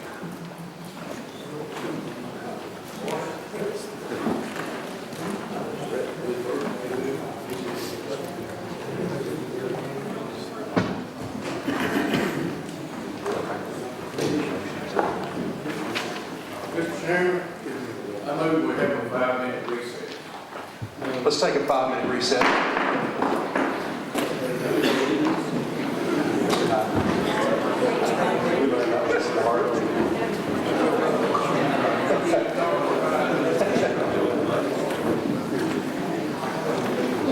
Since we've had a lot of information, a lot of speakers, different sides, we'll take a couple speakers at least, a couple commissioners, give them the opportunity to have the floor to share comments. Mr. Hyde is up first. Mr. Chairman, I realize better than anyone that we cannot take Sumner County back to the time that Miss Creek's mom fought for me at Lakeside Park in the 60s when we didn't have a single traffic signal in Hendersonville. That's not going to happen. But it's time for us to be a little smarter about planning. And I think that we need to, in regard to this and to others, to look at our total planning package. Maybe there are many, many revisions we need to do. We need to get the developer's hand out of our pocket in this county and do things sensibly. And an example of that is this figure that is given here of $277,000 to grow our tax base. Well, let me tell you what that will do for us. That will not quite hire 5 teachers, salary and benefits. 5 teachers a year. Much less fire, police, emergency services, roads, libraries, school, buildings. This is just putting us further into debt. So I'm suggesting to the commission that after this is all done and said, we need to re-examine the entire planning package in this county as to what we allow and bring a greater sensibility to this entire issue. Thank you, Mr. Hyde. Ms. Kim. Yes, sir. First, I would like to thank the Planning Commission for recognizing the importance of managing the growth that's coming to this area and trying to take a proactive approach in an attempt to better manage the growth. I want to specifically commend our own Commissioner Bill Taylor for trying diligently to reach a compromise in an attempt to make it a win for all parties involved. However, at the end of the day, we are all elected to represent our constituency and make responsible decisions on their behalf. Our community is growing, and as a county representative, there is growth that we have input on, and there is growth within the cities that's totally out of our purview, all of which is affecting our communities. From the standpoint of the county, in the past, it is my belief there has been very little thought given to how development and rezoning requests would interconnect as well as affect the communities as a whole, primarily because the growth in our community, in our counties, was slower than that of our cities. That is no longer the case, so we cannot continue to operate in that manner, especially with the explosion of growth that is forthcoming. It is impossible to vote to approve this development considering its impact without sufficient, independent, and comprehensive data to make a decision that affects so many of my neighbors and their most important and largest investment, their homes. While I appreciate this developer's desire to reach a compromise, their strong desire to develop and reap the rewards of an excellent community, as well as their willingness to help pay for the necessary studies, it is my belief that while even the developer recognizes the need for the proper data in order to make the best decisions, no studies should have strings attached in return for rezoning or any other carrot, but conducted independently and free of any appearance of bias. And for that, I commend this body for approving monies for us to do it ourselves. If we consider the approval of this rezoning, this new commission sets a very dangerous precedence for all the others that will come before this body from many of our districts asking for the exact same concessions prior to a proper completion of the much-needed study of the area as a whole, not just this small part of it. For this reason, I cannot support this request, and I strongly encourage all other members of this body to always act as responsible in voting. Thank you. Thank you, Ms. Kemp. Mr. Foster. Thank you, Mr. Chairman. As I've sat through several of these meetings, Mr. Chairman, I've tried to analyze it like the old accountant that I am. I mean, prior accountant, not that I'm old as an accountant, I must say that. But one thing that was missing from the presentations that I've heard, if I was trying to sell a project in this magnitude to a community, I would think that I would go back to the other communities that I've done that may have had similar issues and said to the new community, hey, this is what happened, we had these problems, we worked it all out, everybody's happy. Well, I did a little research on one of my snow days, thank goodness, here lately, and here's what I found. In the Clarkston News out of Oakland County, Michigan, July 12, 2006, it says, applause and standing ovation greeted the Independence Township Board of Trustees' July 5th decision to deny the first reading of Orco's investment rezoning request for 70 acres of land located on the northwest corner of Chappaqua and Waldron Roads near the I-75 interchange. Denial was the latest in over a year's worth of presentations and discussions on the matter. Orco's rezoning proposal asks to change almost 70 acres from the single-family residential R1A to approximately 18 acres of planned shopping center C2 and 50 acres of highway commercial C3. The next step is going to the Zoning Board of Appeals and will review options that Orco Representative Robert Jacobs Esquire after the meeting, so similar to tonight. When asked whether or not court action is an option, Jacobs responded, it is a distinct possibility we review our legal rights. So it seems like we have a pattern here. April 12, 2006, the Clarkston, Michigan News The headlines is ARCO presentation hits sour note with township residents. The Independence Township board meeting on April 4th would have been laughable, except these guys from Orco were serious. They really acted like it made sense for our township to accept a site plan for houses that were more than double the highest density housing we currently have in the township. With the straight faces, they presented a site plan with 1,900 to 2,400 square foot houses, two-car garage, on lots of 55 feet by 110 feet, or their own big lots, which were 130 foot deep. To go down to the next letter to the editor, the developer has been trying to develop this piece of land in such a way as to make the most profit profitable from his investment without regard to the aesthetics of the community. The plan proposed reflects this.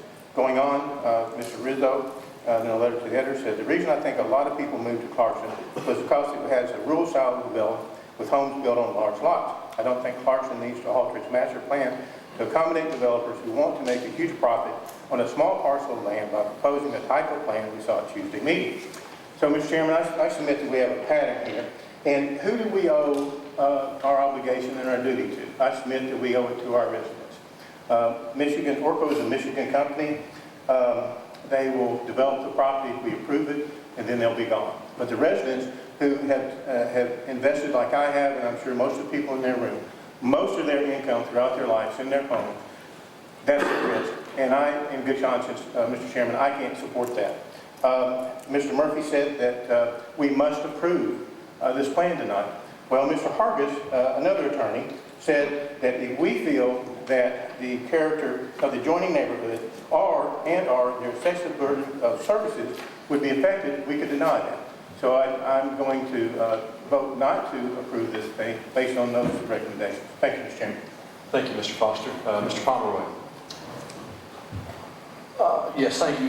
This has been a long time coming. I believe we're 10 months in since this started. And we have a process that we like to stick to. We have committees we have that are elected by fellow commissioners here at the beginning of every year. And I, for one, come up here 3 times a month, and we discuss issues and we go through issues. And the issue we have here is one where the proper governance is not taking place. I don't believe that this body, as we said in full commission, should ever be the first yes that anything gets that comes before us. We should be the last yes. When something goes through committee repeatedly and gets turned down, this habit of bringing it to the full commission for us to mull over, in my opinion, is a dangerous precedence. That's not why if that's the case, we ought to just meet up here once a month for 12 hours and discuss every issue instead of having committees. I respect the people that are on the planning commission. I respect the developers. I respect the people on the property. They've tried to compromise. That has not been able to be reached. We have had exhaustive amounts of information. We have more studies yet to come. And I think that it's time for this body to put an end to this and act responsibly. So at this time, I would like to call the question and vote on it. There's no motion yet, Mr. Pomeroy. Well, then how do we get to where we vote? I'd make that motion that we vote to approve that. You'll need to move 1601, resolution 1601-01. If you'll make that motion. I'll make that motion. Okay, is there a second? Second. Second by Mr. Hinton. There are still other commissioners in the queue until the question is called and we exhaust discussion. We will continue on through the queue with Mr. Chris Taylor.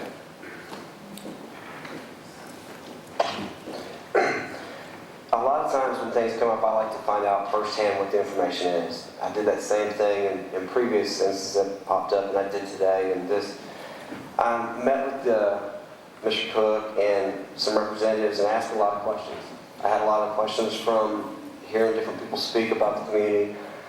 And I like what the Planning Commission did in the first part. We said no. And we need to say no when someone wants to just come build in our county and that's it. What I appreciate is we've heard the word precedent and stand and things like that a lot tonight. And I agree completely. But I think the Planning Commission did that in the first instance and the second. And they told them, no, you can't build in our county just because it's here.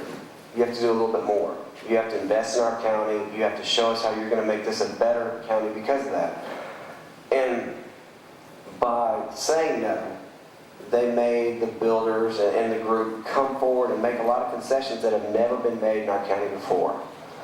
And so because of that, I asked, hey, how do we have these protections and safeguards for the community around it? So the first thing that came up obviously was the water drainage and a lot of that.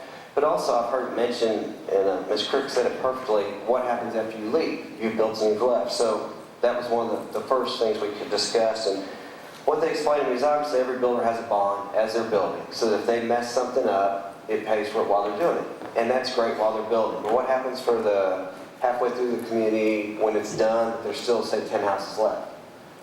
Well, what they've said they're going to do, and my understanding is it doesn't take place normally, is they're going to put up insurance with the homeowners association as soon as the first house is done. And that insurance is going to be set up to safeguard against drainage and the same issues we've been talking about as far as stormwater. I thought, okay, that's great. But what happens, you know, when the homeowners association decides they don't want to do it or it's not applicable anymore? And what they explained to me was the homeowners association is required to maintain it forever. They're not allowed to do away with it. It has to stay fully funded. That's one of the conditions for buying the property. It's in their contract, obviously. We all have, some of us have homeowners associations or have in the past, you know how that works. They also have to set up an escrow account because the question came up, what happens 20 years down the road? Let's say they do their retention ponds fantastic and everything works great, and then one day it starts spilling over because it needs to be dredged. Or it's about $40,000 cost. Or some of their retention walls break down, whatever it might be. Again, it's a question that we've never had addressed in our county. And I'm not saying that's why the Hollows had such a bad flooding, but it's certainly, if we'd asked these questions 20 years ago, 10 years ago, and so on, I don't think we'd have the problems y'all have now. So what they said was they were setting up an escrow account that had to have a minimum of $100,000 in it, and the only thing it was allowed to be used for was for water drainage. So for dredging the pond, whatever it might be, fixing retention walls, whatever it was, and that's what it had to specifically go towards. So it couldn't be used, say, to replace a playground or to build better walkways. So, okay, they've kind of assured me as far as that goes in that they're going to take care of it while they're building, after they're done building, and into the future. So that was good. But that didn't really address everything. So I asked about what water studies they'd done and anything else, and I will say, for our ad hoc committee on Long Hollow, they're not addressing a water study. Just so everybody understands that. That's not going to be addressed or fixed. I agree, like everybody else, that sometimes you do what's right regardless. Kind of like putting water in places where they need water. And the same thing goes for the people in the Long Hollow area. The ad hoc committee's not going to be able to address it. I do like the fact that one of the concessions they made was they would spend $30,000 on a water study. I don't look at that as them trying to bait us or bribe us or anything else. I look at that as them setting a standard of, okay, this is what we're going to do for your county to show that we're going to build responsibly. And if there's issues, then it can be addressed later. I started looking at some of the other things, traffic. In their traffic study, we discussed it. Maybe it's not peak hours, maybe it's not perfect. But I do appreciate the fact that they at least spent money, had an engineer come out, and he said, basically, with the 2 turning lanes, it's going to be a little bit better. So then we started getting some of the more concerns. I said, okay, does it, they're saying it's going to be so much smaller than any other area. Well, actually, it's not. And when I started looking at, and was explained to me with attorneys how it works, they're fully within the scale for the PUD. And I also was concerned, like other people said, okay, let's say we agree to it as is, and then they decide 6 months into it, oh, you know what? We have to have 3 retention ponds, so we're going to make our lots even smaller to make sure we don't lose any lot number. Which, I mean, I think it's a very valid concern for all of us.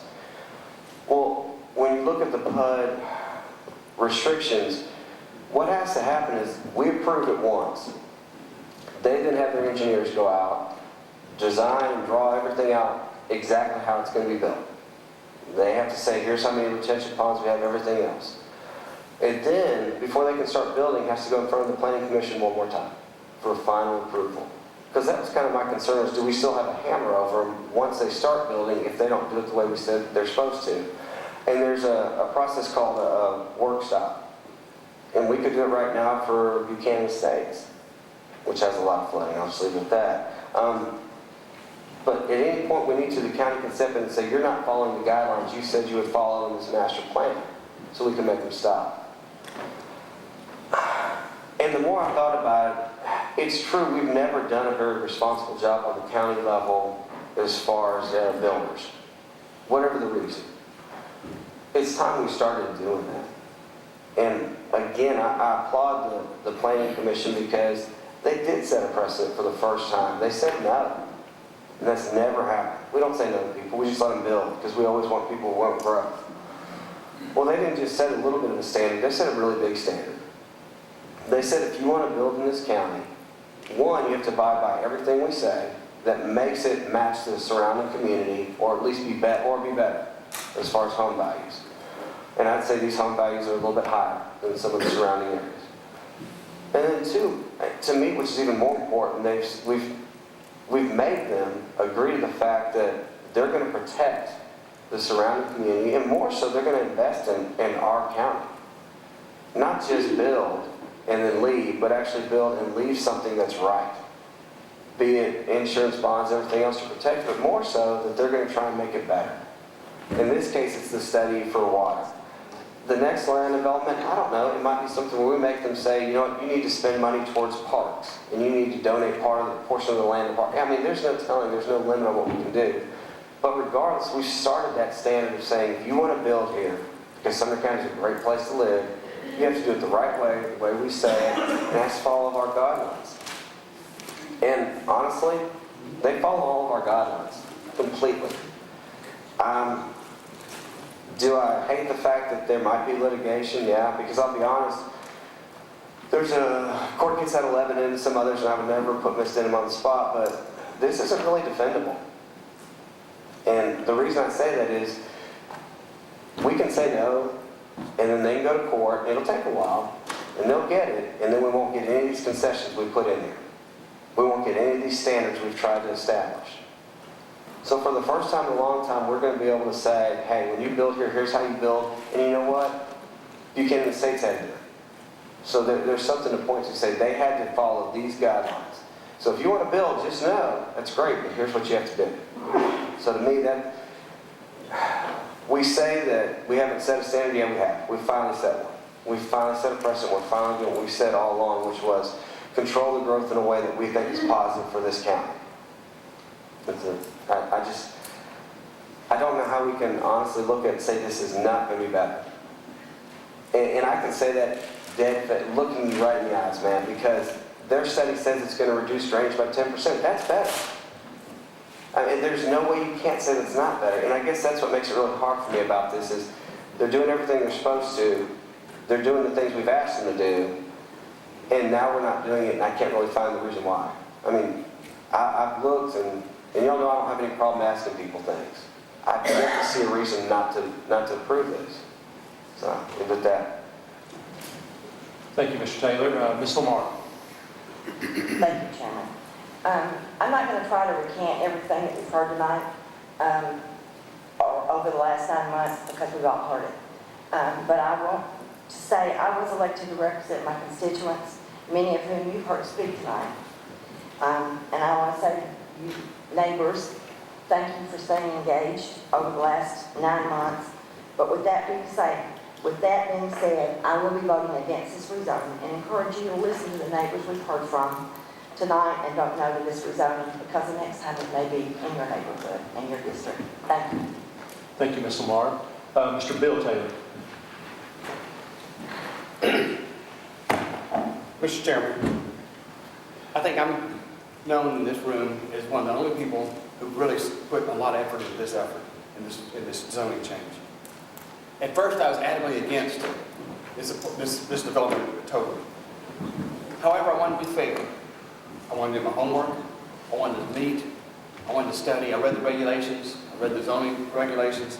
I've met with Orca. I've met with the neighbors. I've met. I've walked the properties. I've done my homework. You know what? I've learned a lot. I have to say I've learned a lot, and I'm still learning a lot.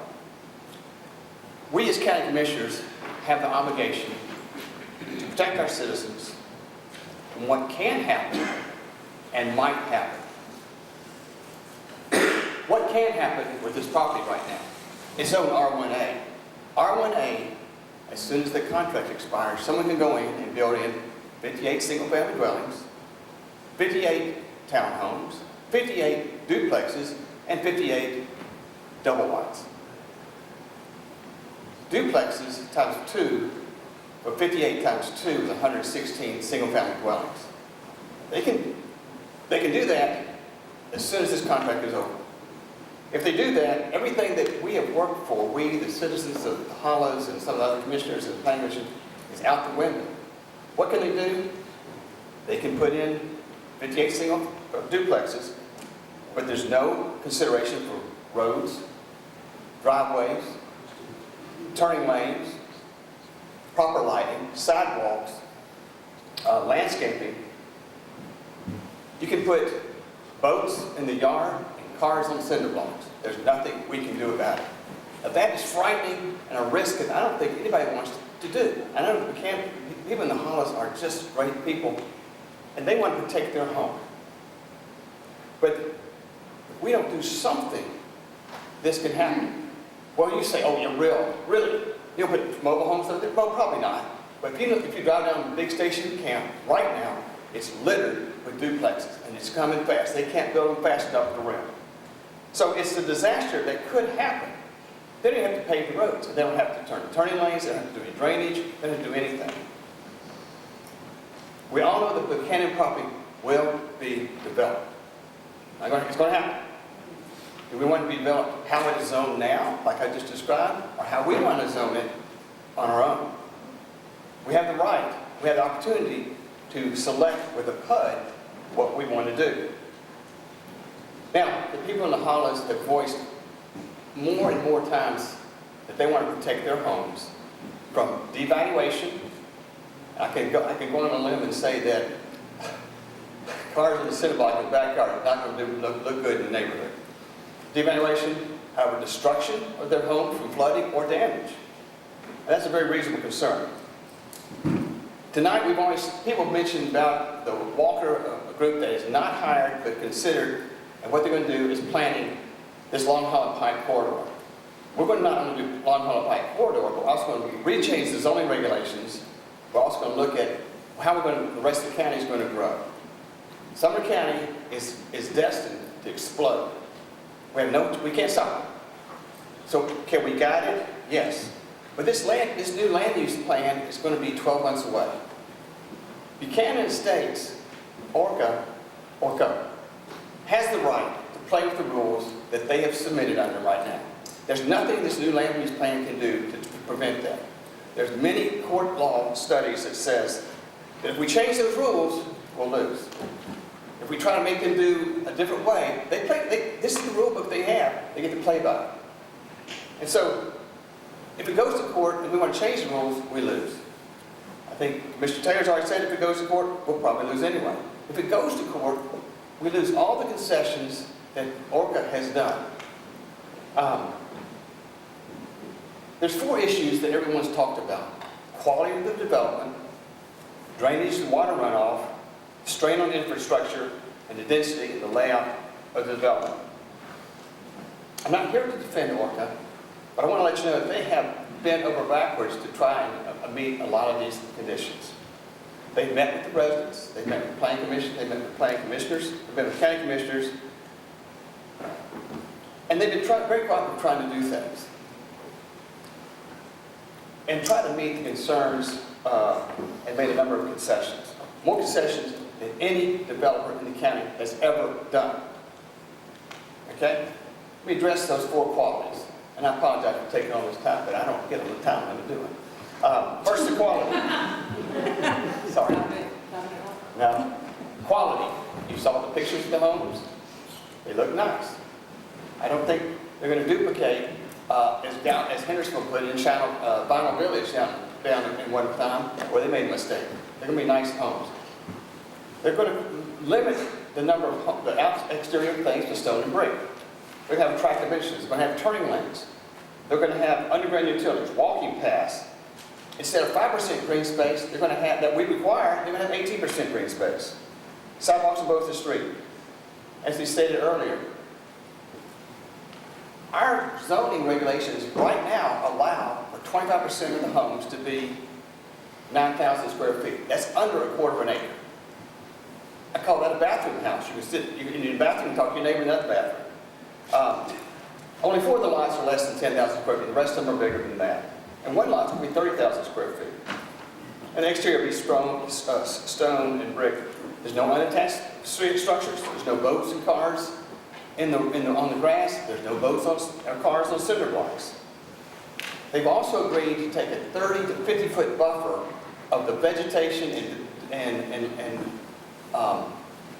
trees that are around it now and buffer that from the surrounding neighborhood of Buchanan Estates and Tower Hill. So their backyard will not meet up with another backyard. There's a 30 to 50 foot buffer that cannot be touched.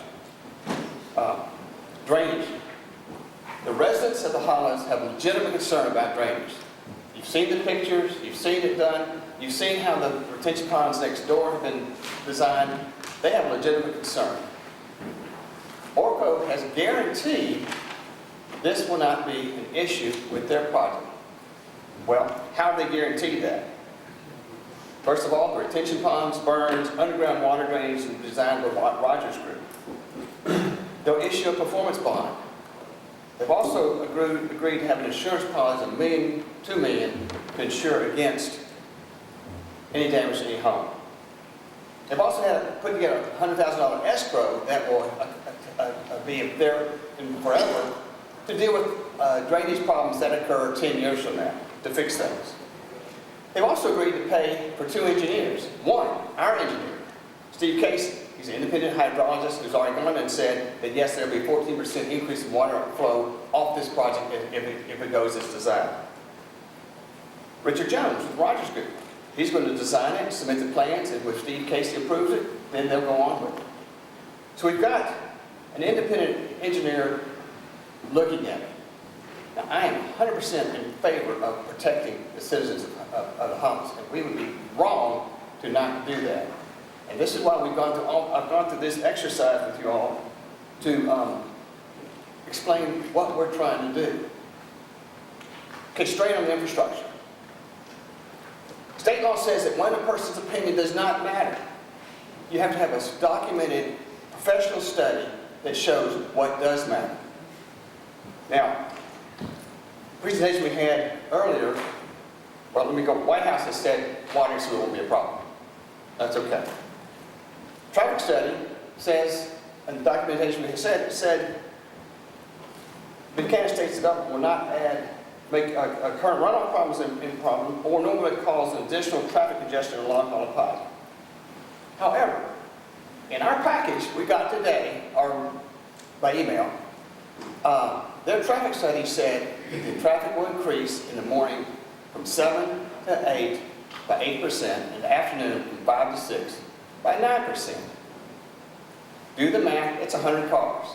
100 cars going toward the beach, which is less than a mile away, is a traffic problem. Okay?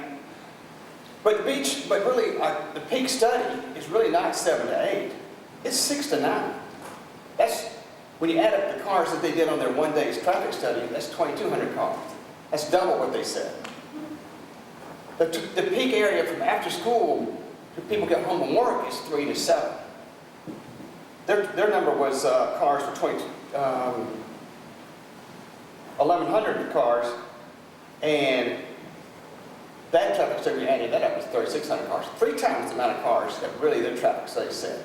I am not a traffic study guy, but I say it's flawed, or it's slanted, and they're being a little disingenuous in how they're presenting it. I don't have a traffic study to refute it, but I'm using their traffic study to say, in my opinion, that's not going to work. So I'm getting there, Bob, because I've given them a chance, and I've worked a long time on this. I get the rights. Thank you. Finally, the density. That's been a complaint of everybody in the neighborhood.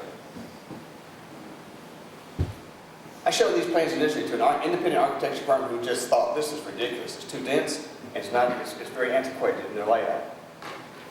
According to our regulations, zoning is, can put 128 homes in 58 acres. However,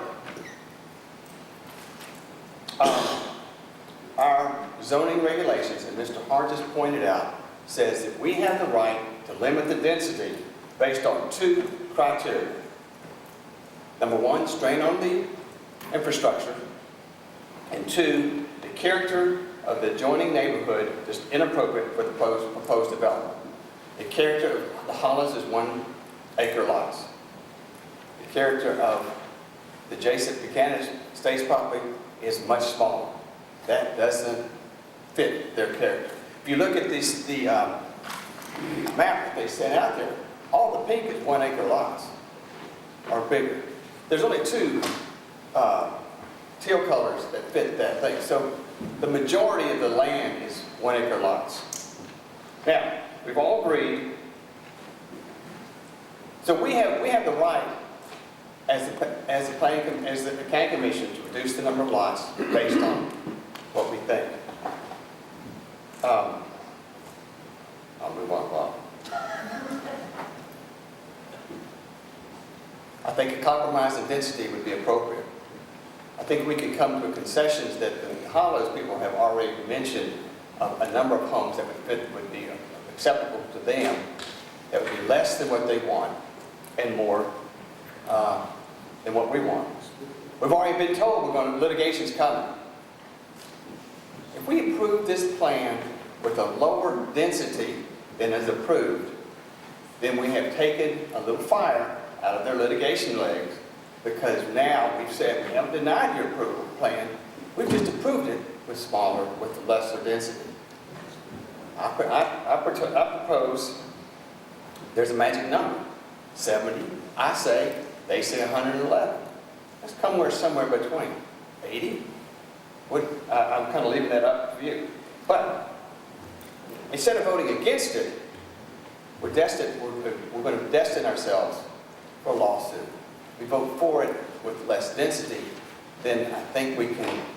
They don't have to accept it, but we've done our due diligence. We've done what we're allowed to do by our zoning regulations to reduce the density based on inappropriateness.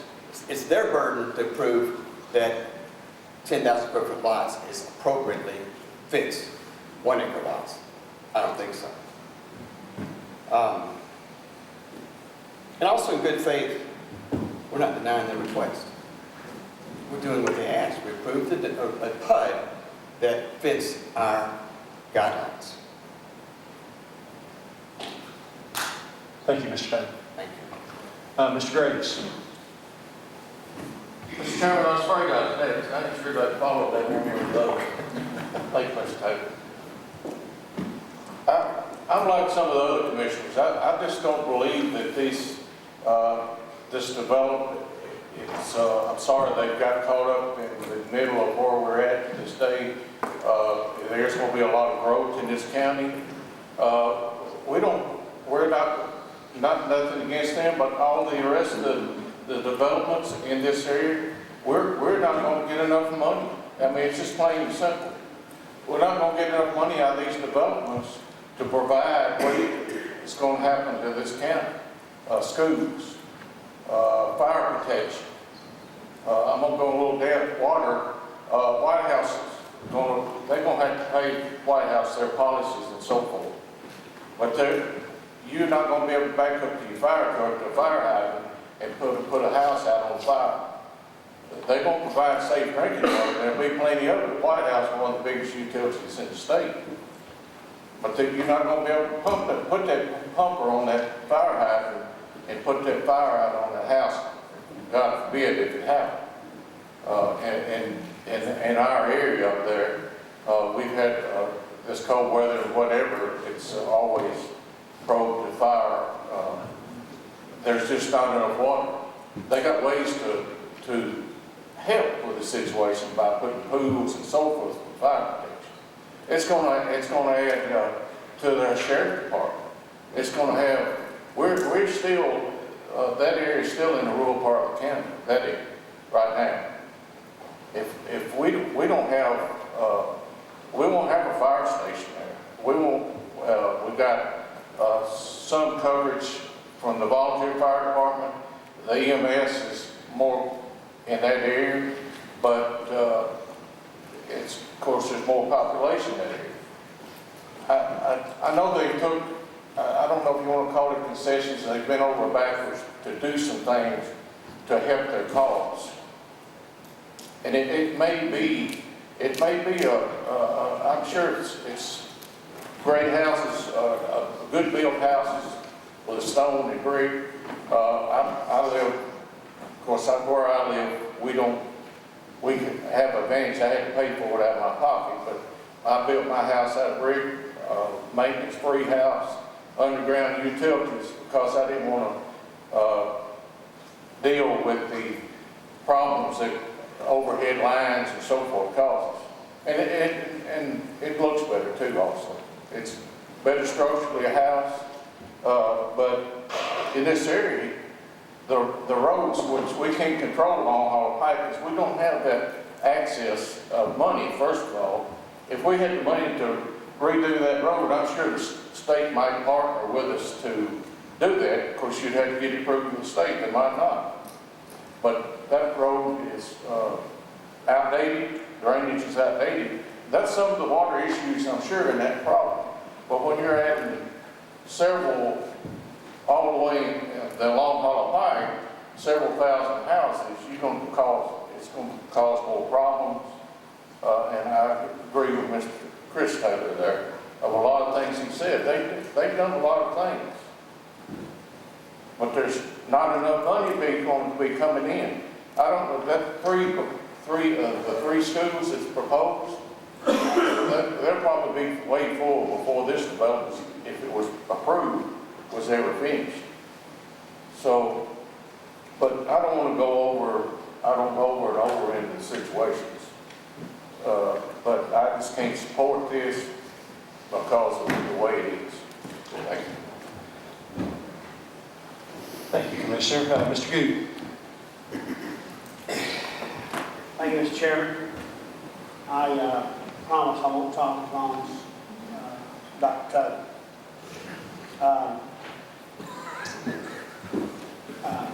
I did like a lot of the comments his grandson made, Chris Tucker. One over. Mr. Chairman, I do have to make a few points. I wish you could see the notes I've scribbled here. Chairman Mark just said, my God, I have to figure out what you're looking at here. So, I haven't heard much of anything that's been said inaccurate or wrong from the speakers and from what we actually know. And especially those that the fault that got us to where we are tonight is the commissions, of which I sat on 2 of them, before this commission. Did not, and even commissions before that. I would agree with every statement that we should have done maybe like other counties and had a much stronger hand than today to have been dealing with these issues. And one gentleman, not to call out names and so forth, mentioned, getting involved. I hope and pray this same amount of people is just as involved in about 60 days when we have budget hearings, and we're going to try to put forward another engineer. We should have had an engineer. We should still have a county engineer. But there's a right way and a wrong way of doing all these things. But I don't want to put a side note. Somebody made a comment about the video, not mentioning Sumner County. It was mentioned about 5 or 6 times. You would have to know what it meant by us being the top 3 to 8 RPO and RTA and all that. But because we are considered in the top 5, and that is something to be celebrated. I applaud everybody mentions doing what the counties, which each committee suggested. The reason that we vote, the reason it's at the House, the Senate, pick a level, state that there are different committees that you have a second vote or a final vote is because there's checks and balances. I used to be on planning many years ago. I'm probably guilty for not doing what Dr. Tyler, Mr. Dominion, and many others have done currently. Of course, they now have a little bit more support to have a little bit more of a forceful hand, if you will. And I know I'm going to bounce around here, so I've heard numerous people say that, you know, these developers are not from here. Well, we're pretty proud of Beretta, Italy. We're pretty proud of the Gap, Texas. I mean, the 90%, and I bet that that's a true statement, of the majority of developers, both commercial and residential, that have come to Sumner County, that we are recruiting as hard as we can recruit, are not from here. But the spokespeople that are from here are national companies and Sumner County companies. And I promise you, I would say, with a gun in my head, Mr. Cook and Bolt Cummings and those guys are not going to throw their reputation out for the entire state and all of Southeast over this one subdivision. I agree wholeheartedly that we desperately need to take action. I have said, and I had the opportunity and privilege of sitting there in Ms. Crick's home that spoke tonight a few months back, where one of the gentlemen that spoke here tonight actually said at that juncture that, agreeing with Dr. Taylor, that the developers had actually, at that level, at that time, had done 99%, quote, 99% of what they'd asked to do to make this work. The point I would emphasize, that Dr. Taylor pointed out, is we have someone that is willing to work with us and so forth, versus what could happen. Whether if we like it or not, there's 543 square miles in this county. All 14 are ranked. What Mr. Buchanan said tonight, and I want you to know this, I walked down the hall and asked him this question face to face. What he said tonight is, my family, we're not going to farm this land. They're going to sell it. I walked out into the hall and very specifically asked him if this agreement, which does not end when he said it did, if this agreement were to be severed with the current contingency that is in place, would they just seek another seller for development? He said, absolutely. So to Dr. Taylor's point, it's not what's going to be built through there, it's when. And we have some folks that as numerous people have said, from Mr. Chris Taylor, Dr. Bill Taylor, and many of the speakers, and in the town hall that we had, that I was part of, with many of the people that spoke tonight, at the New Shaft Fire, and many others, have done far more than Dr. Taylor pointed out again, far more than what most need to do. It is very appropriate and accurate that we should have dealt with this before. Keep Mr. Crick on the spot, because I was one opportunity to sit at their house, but the comment was made at some juncture something's got to be done. Well, it's true, but we can't wake up one day and maybe the law director can speak to this, but between the county executive and the law director and myself and a few others here, that's about 50, 60 years up here, and maybe that's way too long, I don't agree with that. There's a right way and a wrong way of getting what we're all trying to accomplish. It's been stated that we are, for the very first time, are setting a precedent to all developers going forward. Here's the new line in the sand. But friends, we don't need to change it mile by mile. One gentleman said, most of us don't want to have to be here tonight to defend our property. If we do it property by property by property, you're going to be here every, because as it's been mentioned by 4 lawyers now, and everything else, one that's going to keep coming up. The proper way to do it is have an engineer, and the proper way to do it is the law director and I have discussed, and I won't speak for her, but if I'm wrong, she can speak up. The proper way to do it is for us to actually start the process of changing the codes and laws for the entire county going forward, not just a little area. Otherwise, it's going to be back and back again. So, and I'm for, 100% for the tougher restrictions, the greenways, and everything we've asked them to do. I'm for 100% of it. Every statistical fact shows the communities that are growing and growing with proper growth are doing that. And I promise you, with conversations I've had with the folks looking at this particular property, would be willing to abide by whatever restrictions we had going forward. But right now, we are asking them, we're trying to change the laws and the rules in mid-creek and midstream, and no one here else would stand for that. I don't take it lightly that the comments of the possible litigation and so forth, but let's just be honest. If we end up in some form of litigation, I would ask, I'm not a lawyer, our lawyer, anybody else, you just can't speak up as well. If we end up in litigation, whether it's on this property and so forth, the property owner said he's going to sell to the developer, if not this one, the next one. If we end up in litigation, changing the codes in this county, Madam Law Director, would take minimum 2, 3, 4 years down the road. Fair statement? I mean, we could do it in a year if we pushed real hard. Okay. Every legal decision went our way and we pushed hard, we could do it in a year. But we have to have so many by law, public hearings and so forth. And the flip side of the coin would be is we try to work with those that are trying to work with us. We've now set a precedence going forward of how we want to do things in this county, and we try to change them as fast as we can. Hopefully within a year we change them countywide.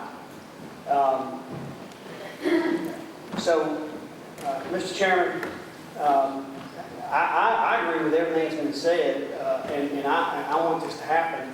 I used to sit on another legislative body, and all these people that their properties back up, some of them to what's close to Master Farms.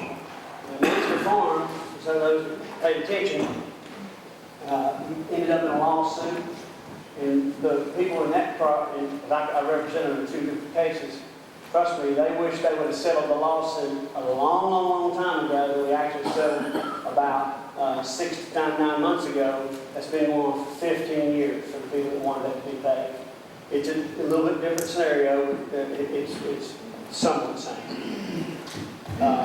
Anyway, Mr. Chairman, I'll make a motion that we would reduce density down, take 2 lots off, make it to 109, keep all of the stipulations as well as the water study, and we pass it as submitted.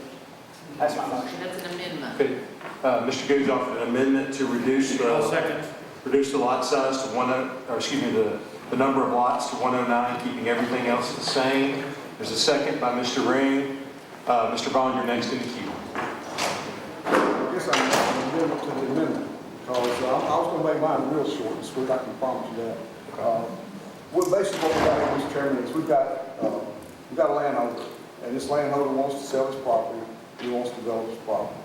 I have a lot of respect for that. I think that we shouldn't be telling people what they can do with the property up to a certain point. However, I also feel for the people out there in that area, and those folks in the area out there want to protect their home. They're right, those the developer's going to come in, they're going to move out, and that's going to be the end of it. But I sort of like to reduce it down a little bit further than that. I wrote it down a very long time ago, and I've been waiting to get in line, but I guess I almost waited too long. My amendment would be that, first off, if you go back through this proposal, a minimum lot size of 9,000 square feet. I don't think that fits in with the hollows at 29.2 Tower Hill. It's about 0.36 is what I'm looking at on the map. My recommendation, or my amendment to the amendment, if I can, would be that the lot sizes should be no less than 0.36 acres. But that will include all the stuff that Commissioner Goode just mentioned. All the other requirements should be met. Especially the buffers that are currently in place. I don't know if we need to get down as detailed as some of the stuff that folks mentioned. The shelter, the buffer around one particular person's residence. I think the traffic study will take care of itself. That would be my amendment to the amendment, or if the commissioner would like to change his, whichever was. Mr. Goode? First, do we have a second for Mr. Vaughn's amendment? Let me just, let me clarify. Mr. Goode offered an amendment to reduce the number of lots from 111 to 109. Mr. Vaughn is offering an amendment, currently without a second, to reduce the lots to say that no lot on the property can be less than 0.36 acres. Is that correct, Mr. Vaughn? Yes, sir, but that also does not include the open space that's already involved in it. Everything else would stay the same? Yes, sir. That's right. So how many lots are you proposing? Well, I think that, Mr. Chairman, I think that if we limit, well, no, we're not. As a matter of fact, we're not comparing apples to apples, but we're also not allowing 9,000 square foot lots is what I have a concern with. Because I think the folks next door, because what they're pointing out, Mr. Chairman, is correct. We have to sort of have a standard. The standard's been sort of met out there. The standard is on one side you got 0.9, you got acre lots basically. On the other side you got 0.36 around average size. So we need to sort of get, I would love to have it half acre, but once you put the open space that they're proposing in with the 0.36, you're looking at about a half acre lot. So it's a very good compromise between what they're asking for. I'm not going to give you a precise number because I don't know what it would be given the open space there, but it will keep these lot sizes from getting down to 9,000 square feet, Mr. Chairman. Mr. Chairman, can I do a point of order with the motion, with the maker of the motion, if it would be okay with him, that we would suspend the rules to let the developers do a calculation of what this mathematical figure is, because we don't really know. Okay, we can do that, but we need a second first, and then we'll suspend the rules. I'll second. But second by Mr. Pospisil. Okay. Yes, without objection, we'll suspend the rules for the developer.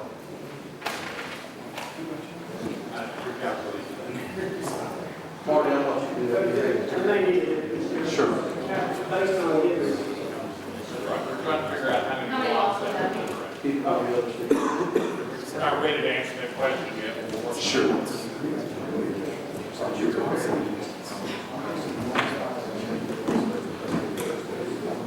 Okay.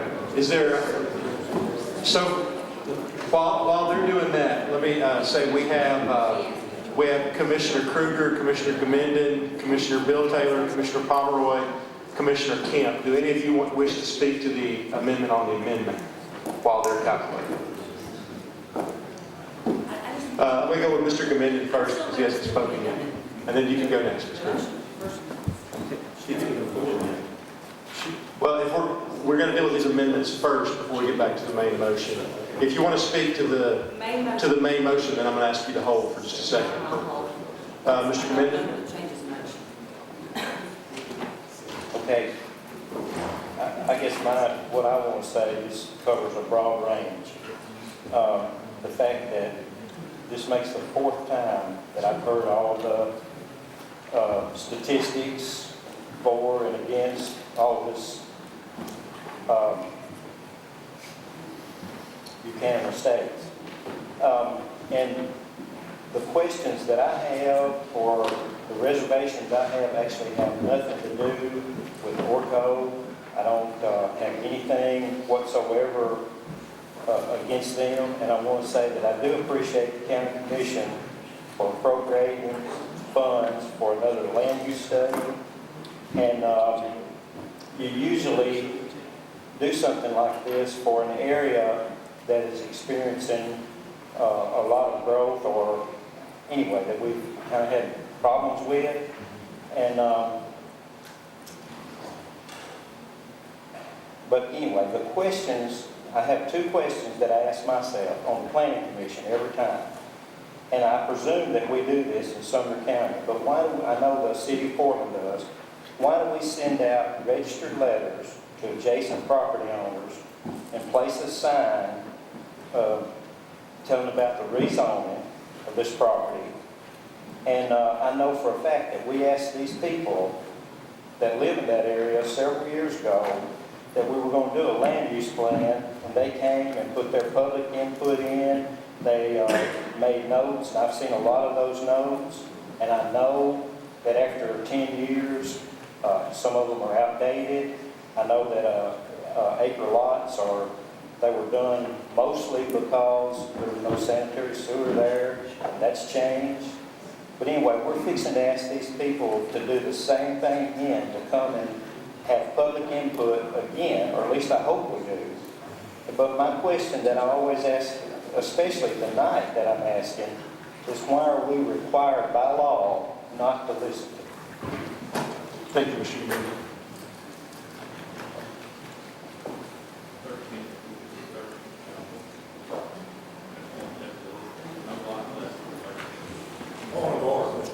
Yes, Mr. Davis. The question you called me 45 minutes ago,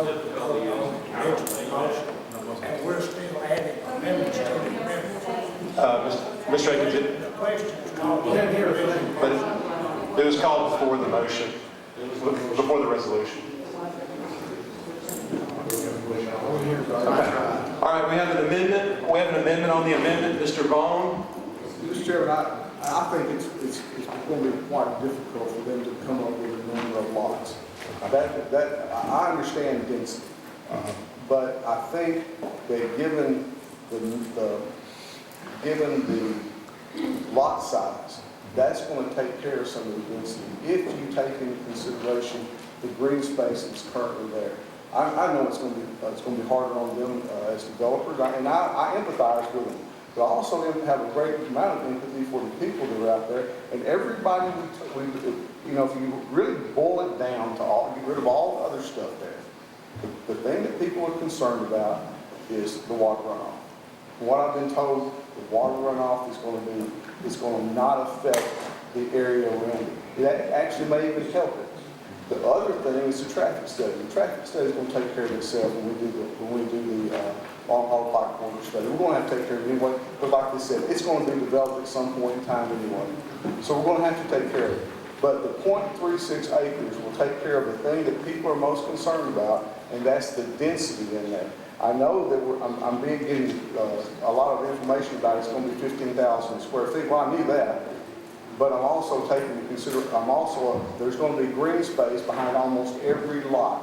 So every lot will be, by the time you add that green space into it, it's going to be almost a half acre.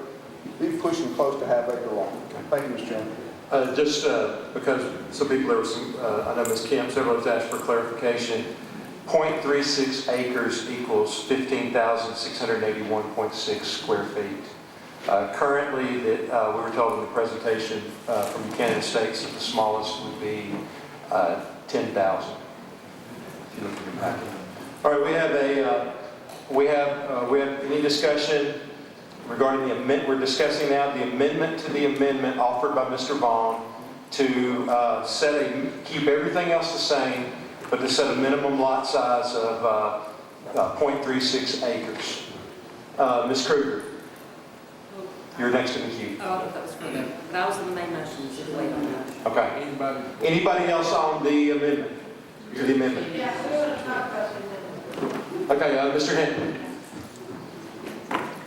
This cannot be a good exercise, what we're doing. The subdivision at a county commission meeting.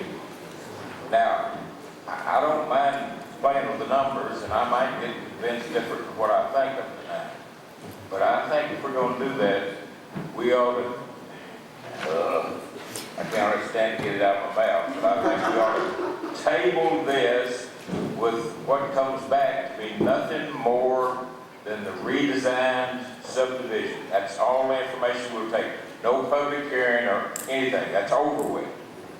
But when we come back to the next meeting, then we'll know ahead of time how many houses, how many square foot per house, et cetera, et cetera. We don't need to design a subdivision in the county commission meeting. So I would submit to you that we ought to table this and not start over now, but just for the part that we're not sure of tonight. Mr. Hinton, hold on. I'm going to ask Ms. Denon to give us a You clarification. gotta go up or down. You mean, someone can make an amendment, that amendment can pass, but you gotta do it here tonight. You either gotta go yes with something, or you gotta go no. You can't. Well, let's get the no vote out of the way and go home.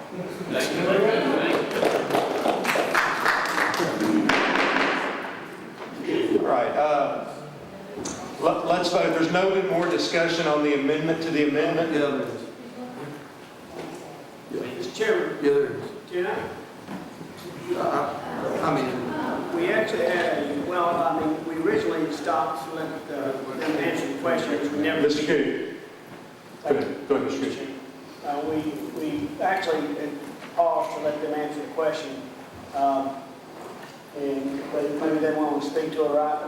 Is it a minimum of 13,000? You want to, Mr.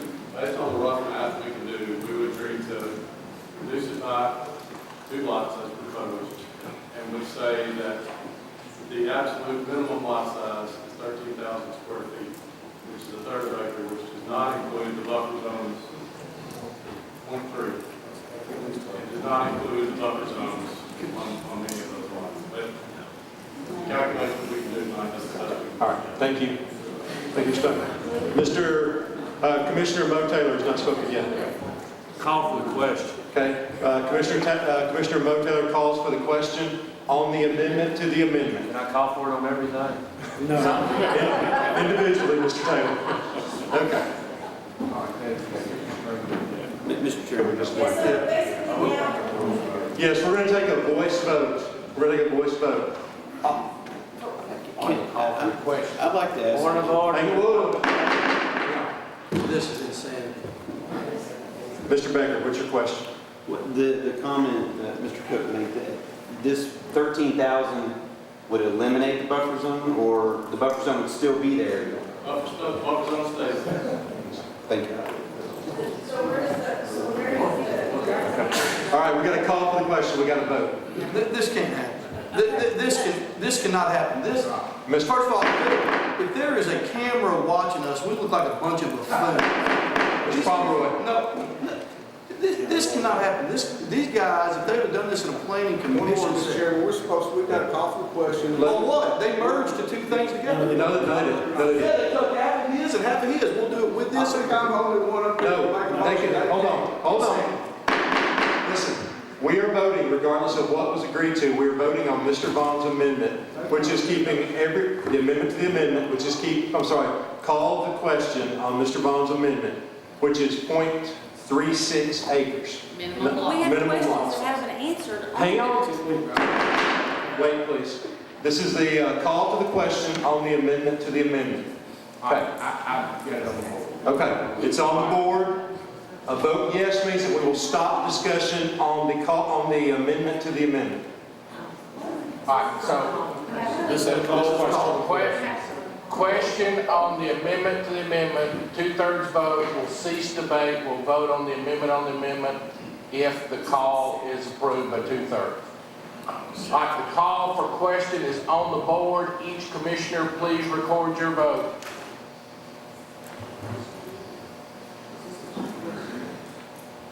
"21 votes are entered. Anyone not voting wishing to vote? Anyone wishing to change your vote?"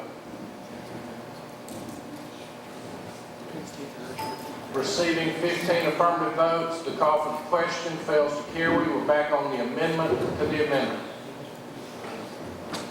Ms. Kruger, you're next in the queue Okay. to debate the amendment on the amendment. I don't even know what we're debating anymore. I just know we have questions that didn't get answered from men when we asked them to answer questions, and we still have questions that didn't get answered. I'd like to see, first of all, somebody said to take the easy road. If you think there's an easy road in this, then you've not sat in my chair. There is no easy road in this decision. I have friends, my children have friends in this community, in this area. I am in this community, in this area, all the time. Is it in my district? No. That's where my friends live, though. These people matter to me. Their homes matter to me. the homes of anybody in this county matters to me. But I'm in that area a lot. I've seen a lot of things happen there. So to think that there's an easy road for me is wrong. There's not. So anybody that says that, I take great offense to. I'd like to see what a completed study, a Steve Case's completed study would look like. I'd love to see that. I'd also am anxious to see what the Walker Group has to say on our Long Hollow Corridor Ad Hoc Committee. All of these things are things we don't have in front of us right now. And this in front of us right now has been here for 11 months. 11 months. We can't continue to hold people hostage. What we have to do is we have to look at this and do the best we can do. And then we've got to move forward from here and be a responsible commission and do responsible planning. Just like we talk about planning everything else. We need to talk about planning to have a county engineer. We need to talk about planning from the Walker Group's assessment. We need to talk about planning in a global aspect for our county from here on out. But we can't just hold people hostage in the meantime. This farm is going to sell. It is going to be developed. And if we're not careful, my biggest fear is this farm is going to end up being 58 duplexes with 116 families. I hate to interrupt, but can we keep it focused on what we're here to deal with here, rather than making speeches? I've been here to deal with this, and I've been waiting to keep running out. We're going to let Ms. Kruger, I'm going to let Ms. Kruger finish, and then we're going to, any further conversation I'm will be. waiting for an hour to talk. So. Ms. Kruger, did you have anything else? Yes. I want to take care of this part of the community. We have to look forward from here. And my suggestion is that we make a vote tonight to approve this subdivision in the best way we can and move forward. And I hope that we will have the community's support to help us plan the rest of the Long Haul Corridor in the way that they would like for us to do that. All right, now does anyone else in the queue? We have Mr. Taylor, Mr. Pomeroy, Ms. Kent and Michelle wish to speak directly to the amendment, which is 0.36 acres. Michelle. Okay, I just want to clarify one quick thing. It's been said, I've heard other commissioners as we're trying to vote on this map that was figured quickly back here, I don't understand this, I don't understand. If you don't have the numbers that you're comfortable with, just vote no. Let's not push something through because we're not comfortable or we don't have the answers that we want because it was scribbled on some paper real quick and not done correctly. Just vote no. That's it. All right, seeing no further discussion, Mr. Taylor, Mr. Bill Taylor. Mr. Chairman, I think we're all missing the boat. I think we're all adamantly opposed to something, but we're not looking at the consequences of this vote. Mr. Vaughn is correct. Mr. Good is correct. That's never happened before. Right now, we have concessions and agreements with Orca we will never, ever have had in the past, and if it goes to litigation, it's all out the window. We'll never get it again.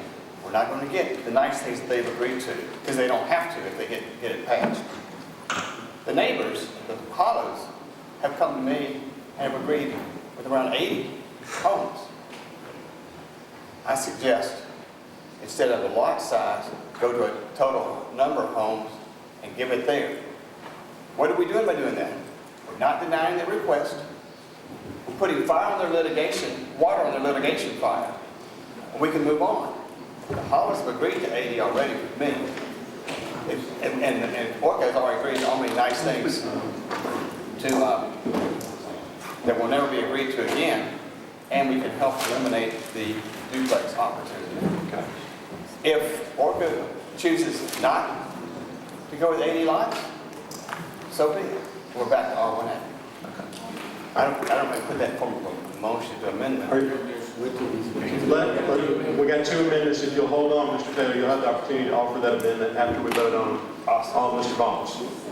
All right, we're now going to vote on Mr. Vaughn's amendment to the amendment of 0.36 acre lot size as a minimum. All right, the amendment to the amendment is on the board. Each commissioner, please record your vote.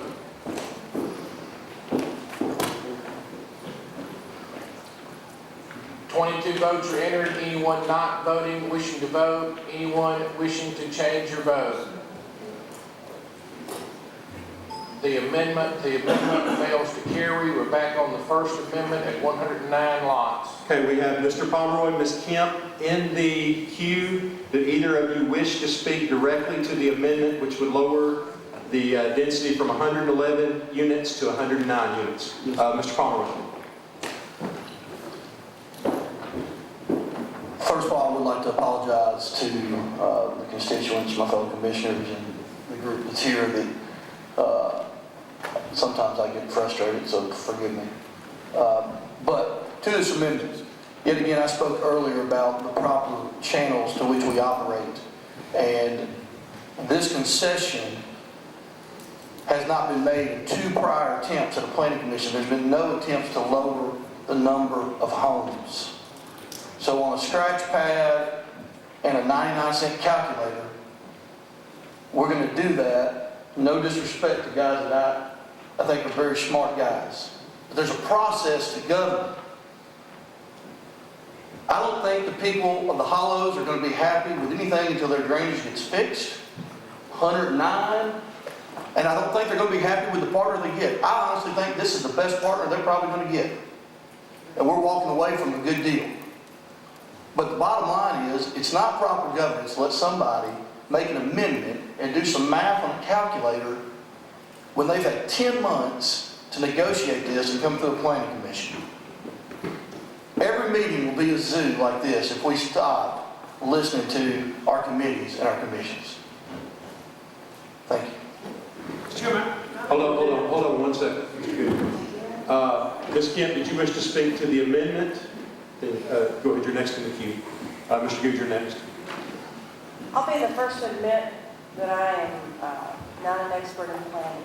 And there's a lot of things I'm not an expert in. And I think most people in this room can sit and say the same thing. So for us to all sit here tonight and try to armchair quarterback what we think the density of this development needs to be, I think we're all foolish. And I think that we do these residents a terrible, terrible disservice as their representation to sit here and try to do this tonight in this manner.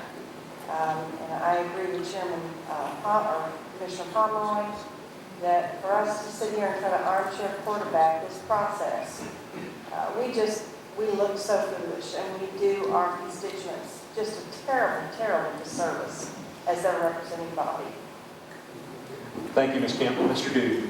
Yeah, Mr. Chairman, I would agree with Mr. Pomeroy, but I do want to share with the rest of the committee, per our rules, there is no deferring another month. Because of this process that we put it through, there's no more put off one more month. So it's an up or down one way or the other. And we could probably all argue that the due diligence has been done and negotiations back and forth. So, Mr. Chairman, I make an amendment to the amendment of 13,000 per and all the rest of the stipulations still remain. That's 13,000 per minimum. Second. Minimum lot size. Second by Mr. Ring.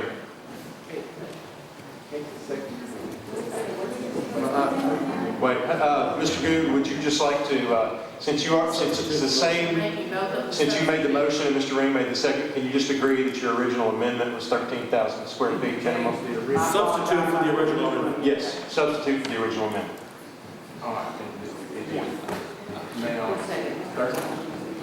Okay. Okay, is there any discussion specifically on the amendment? Mr. Graves. Mr. Chairman, I come here tonight, I don't think we can negotiate with the developer or the citizens either one. We studied this and looked at it through planning for 11 months or so. And I apologize that we've got to this point. And I'm part of this commission that we sent it back to planning one too many times. But we don't know from a developer side or the constituent side if they'll take one lot less or one lot more, or either way, or 20 more, or 20 less. So I'm still concurring that I'm not going to support the amendment at this point. Thank you, Commissioner Graves. Mr. Becker, is this about the amendment? So if it's a minimum of 13,000, I'm not sure, so I have a couple questions here. So it was mentioned that one lot was going to be, in the current plan, was going to be 30,000 square foot. So if we do a minimum of 13,000, then they can go back and split up that into, 2.5 or whatever different lots. And so it could end up possibly being more than 111 lots if we just leave it at that. I think the amendment was 109 and 13,000. Mr. Goode? Correct. No, it was not. It was not. We substituted the amendment to 13,000. We substituted the amendment. My understanding was that we substituted the amendment to go to a minimum lot size of 13,000 square feet per lot. Correct, and that's it, then it, I don't have the numbers, it could be more than 111 lots. So what I would like to make an amendment to this amendment is... Point of order. Why is It's that? been stipulated before that everything else stays the same. So it couldn't be less than 111. Okay. Mr. Becker, if you give me 1 second, we'll see if we can clarify this amendment. Goode is the maker. Mr. Goode, you are the maker of the amendment. Would you like to say 109 maximum number of units with the absolute smallest lot size to be 13,000 square feet? Okay. Mr. Becker, is that acceptable to you? Okay. All right. Okay, so that clarifies. Thank you. Okay. Thank you, Mr. Becker. Mr. Pomeroy, is this about the amendment? It is. Okay, go ahead, Mr. The Pomeroy. answer to the amendment that was given by the people that are here presenting to us said, we would agree to that and take this away and combine two amendments to get to 109 and 13,000. I heard some speculation of taking away a 0.3 acre buffer zone. That is the point of a planning commission. This is call for question. You're the last person in the queue. Let's vote. All right, the amendment. Let's vote on the amendment. Is on the board. Each commissioner, please record your vote.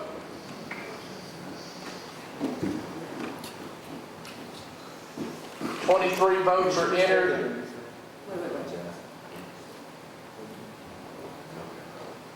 Anyone not voting wishing to vote, receiving 7 affirmative votes. The motion fails to carry. We're back on the main motion that was distributed in the packet. Call for question. Okay. Mr. Pomeroy is next in the queue. He's calling the question. All in favor of calling the question, say aye. Aye. Okay. We'll now vote on the main resolution, which is would permit 111 lots with everything else that was in the presentation we heard earlier. All right, the resolution is on the board. Each commissioner, please record your vote.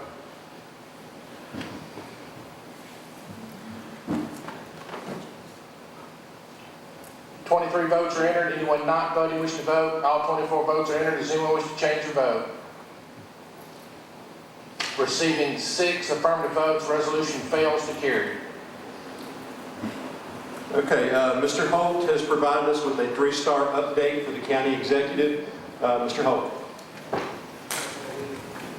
Thank you, Mr. Chairman. In your package, I have some correspondence. This is an annual requirement, 3-star, stating Sumner County is compliant with our debt management policy and the annual cash flow forecast. Sumner County has a debt management policy and an annual cash flow forecast. It's on file with the comptroller's office. This is an official record to be spread on the minutes and submitted with this year's 3-star requirement. And I need to do that for the record, Mr. Chairman. Thank you, Mr. Holt. If you will look now on the approval of your consent agenda. It's on page 3 of your packet. I'll wait for a motion to approve the consent agenda. Mr. Ring and motion made by Mr. Ring, second by Mr. Akins. All in favor, say aye. Aye. Opposed? Motion passes. Your written reports are on your desk. Notaries are also on your desk. I'll wait for a motion. Mr. Bond has a motion. Mr. Pomeroy a second. It's on the board. Notary applications on the board. Each commissioner, please record your vote. 23 votes are entered. Anyone not voting wish to vote? Anyone wishing to change your vote? All 24 votes are entered. Notary applications are unanimously elected. Committee on Committees, Commissioner Goode. Thank you, Mr. Chairman. You are now, okay. Thank you, Mr. Chairman. Committee on Committees, Mr. 9th regular scheduled 6:30 meeting. There was, new business was for the agriculture extension. As you can see on your report in the agenda, with the addition on the beginning of the agenda, President members Baker Green, County Commissioner reappointment, Carl Cooper Farm reappointment, Eddie Kirkpatrick Farm reappointment. Ben Harris, County Commissioner, is happy to come off due to stipulations of time. Joey and Kim agreed to be on to fill that spot as County Commissioner. And the one we added, Mr. Chairman, at the very beginning of the meeting was Kevin Brazel resigned his term to 2017. We added Dwight Dixon at recommendation of the county executive. Every one of those, Mr. Chairman, were unanimous. I so moved. Motion made by Mr. Goode. Is there a second? Second by Ms. Lamar. Any questions? All in favor say aye. Aye. Opposed? Motion passes. Education Committee, Ms. Lamar. No report. Highway Commission, Commissioner Graves. No report. General Ops, Mr. Guthrie. Oh, I'm sorry, Mr. Becker. Got ahead of myself, sorry. It's just real quick, just to make sure everyone's aware that Engineering and Architectural Ad Hoc Committee is meeting next Tuesday, February the 2nd. Thank you. Thank you, Mr. Becker. Emergency Services, Mr. Guthrie. Thank you, Mr. Guthrie. Legislative Committee, Mr. Taylor. No report, sir. Thank you, Mr. Taylor. Financial Management, Michelle. No report. Budget Committee, Mr. Foster. No report, Mr. Chairman. I see no other reports, see no new business. Is there a motion? Motion to adjourn, Mr. Pomeroy? We're adjourned.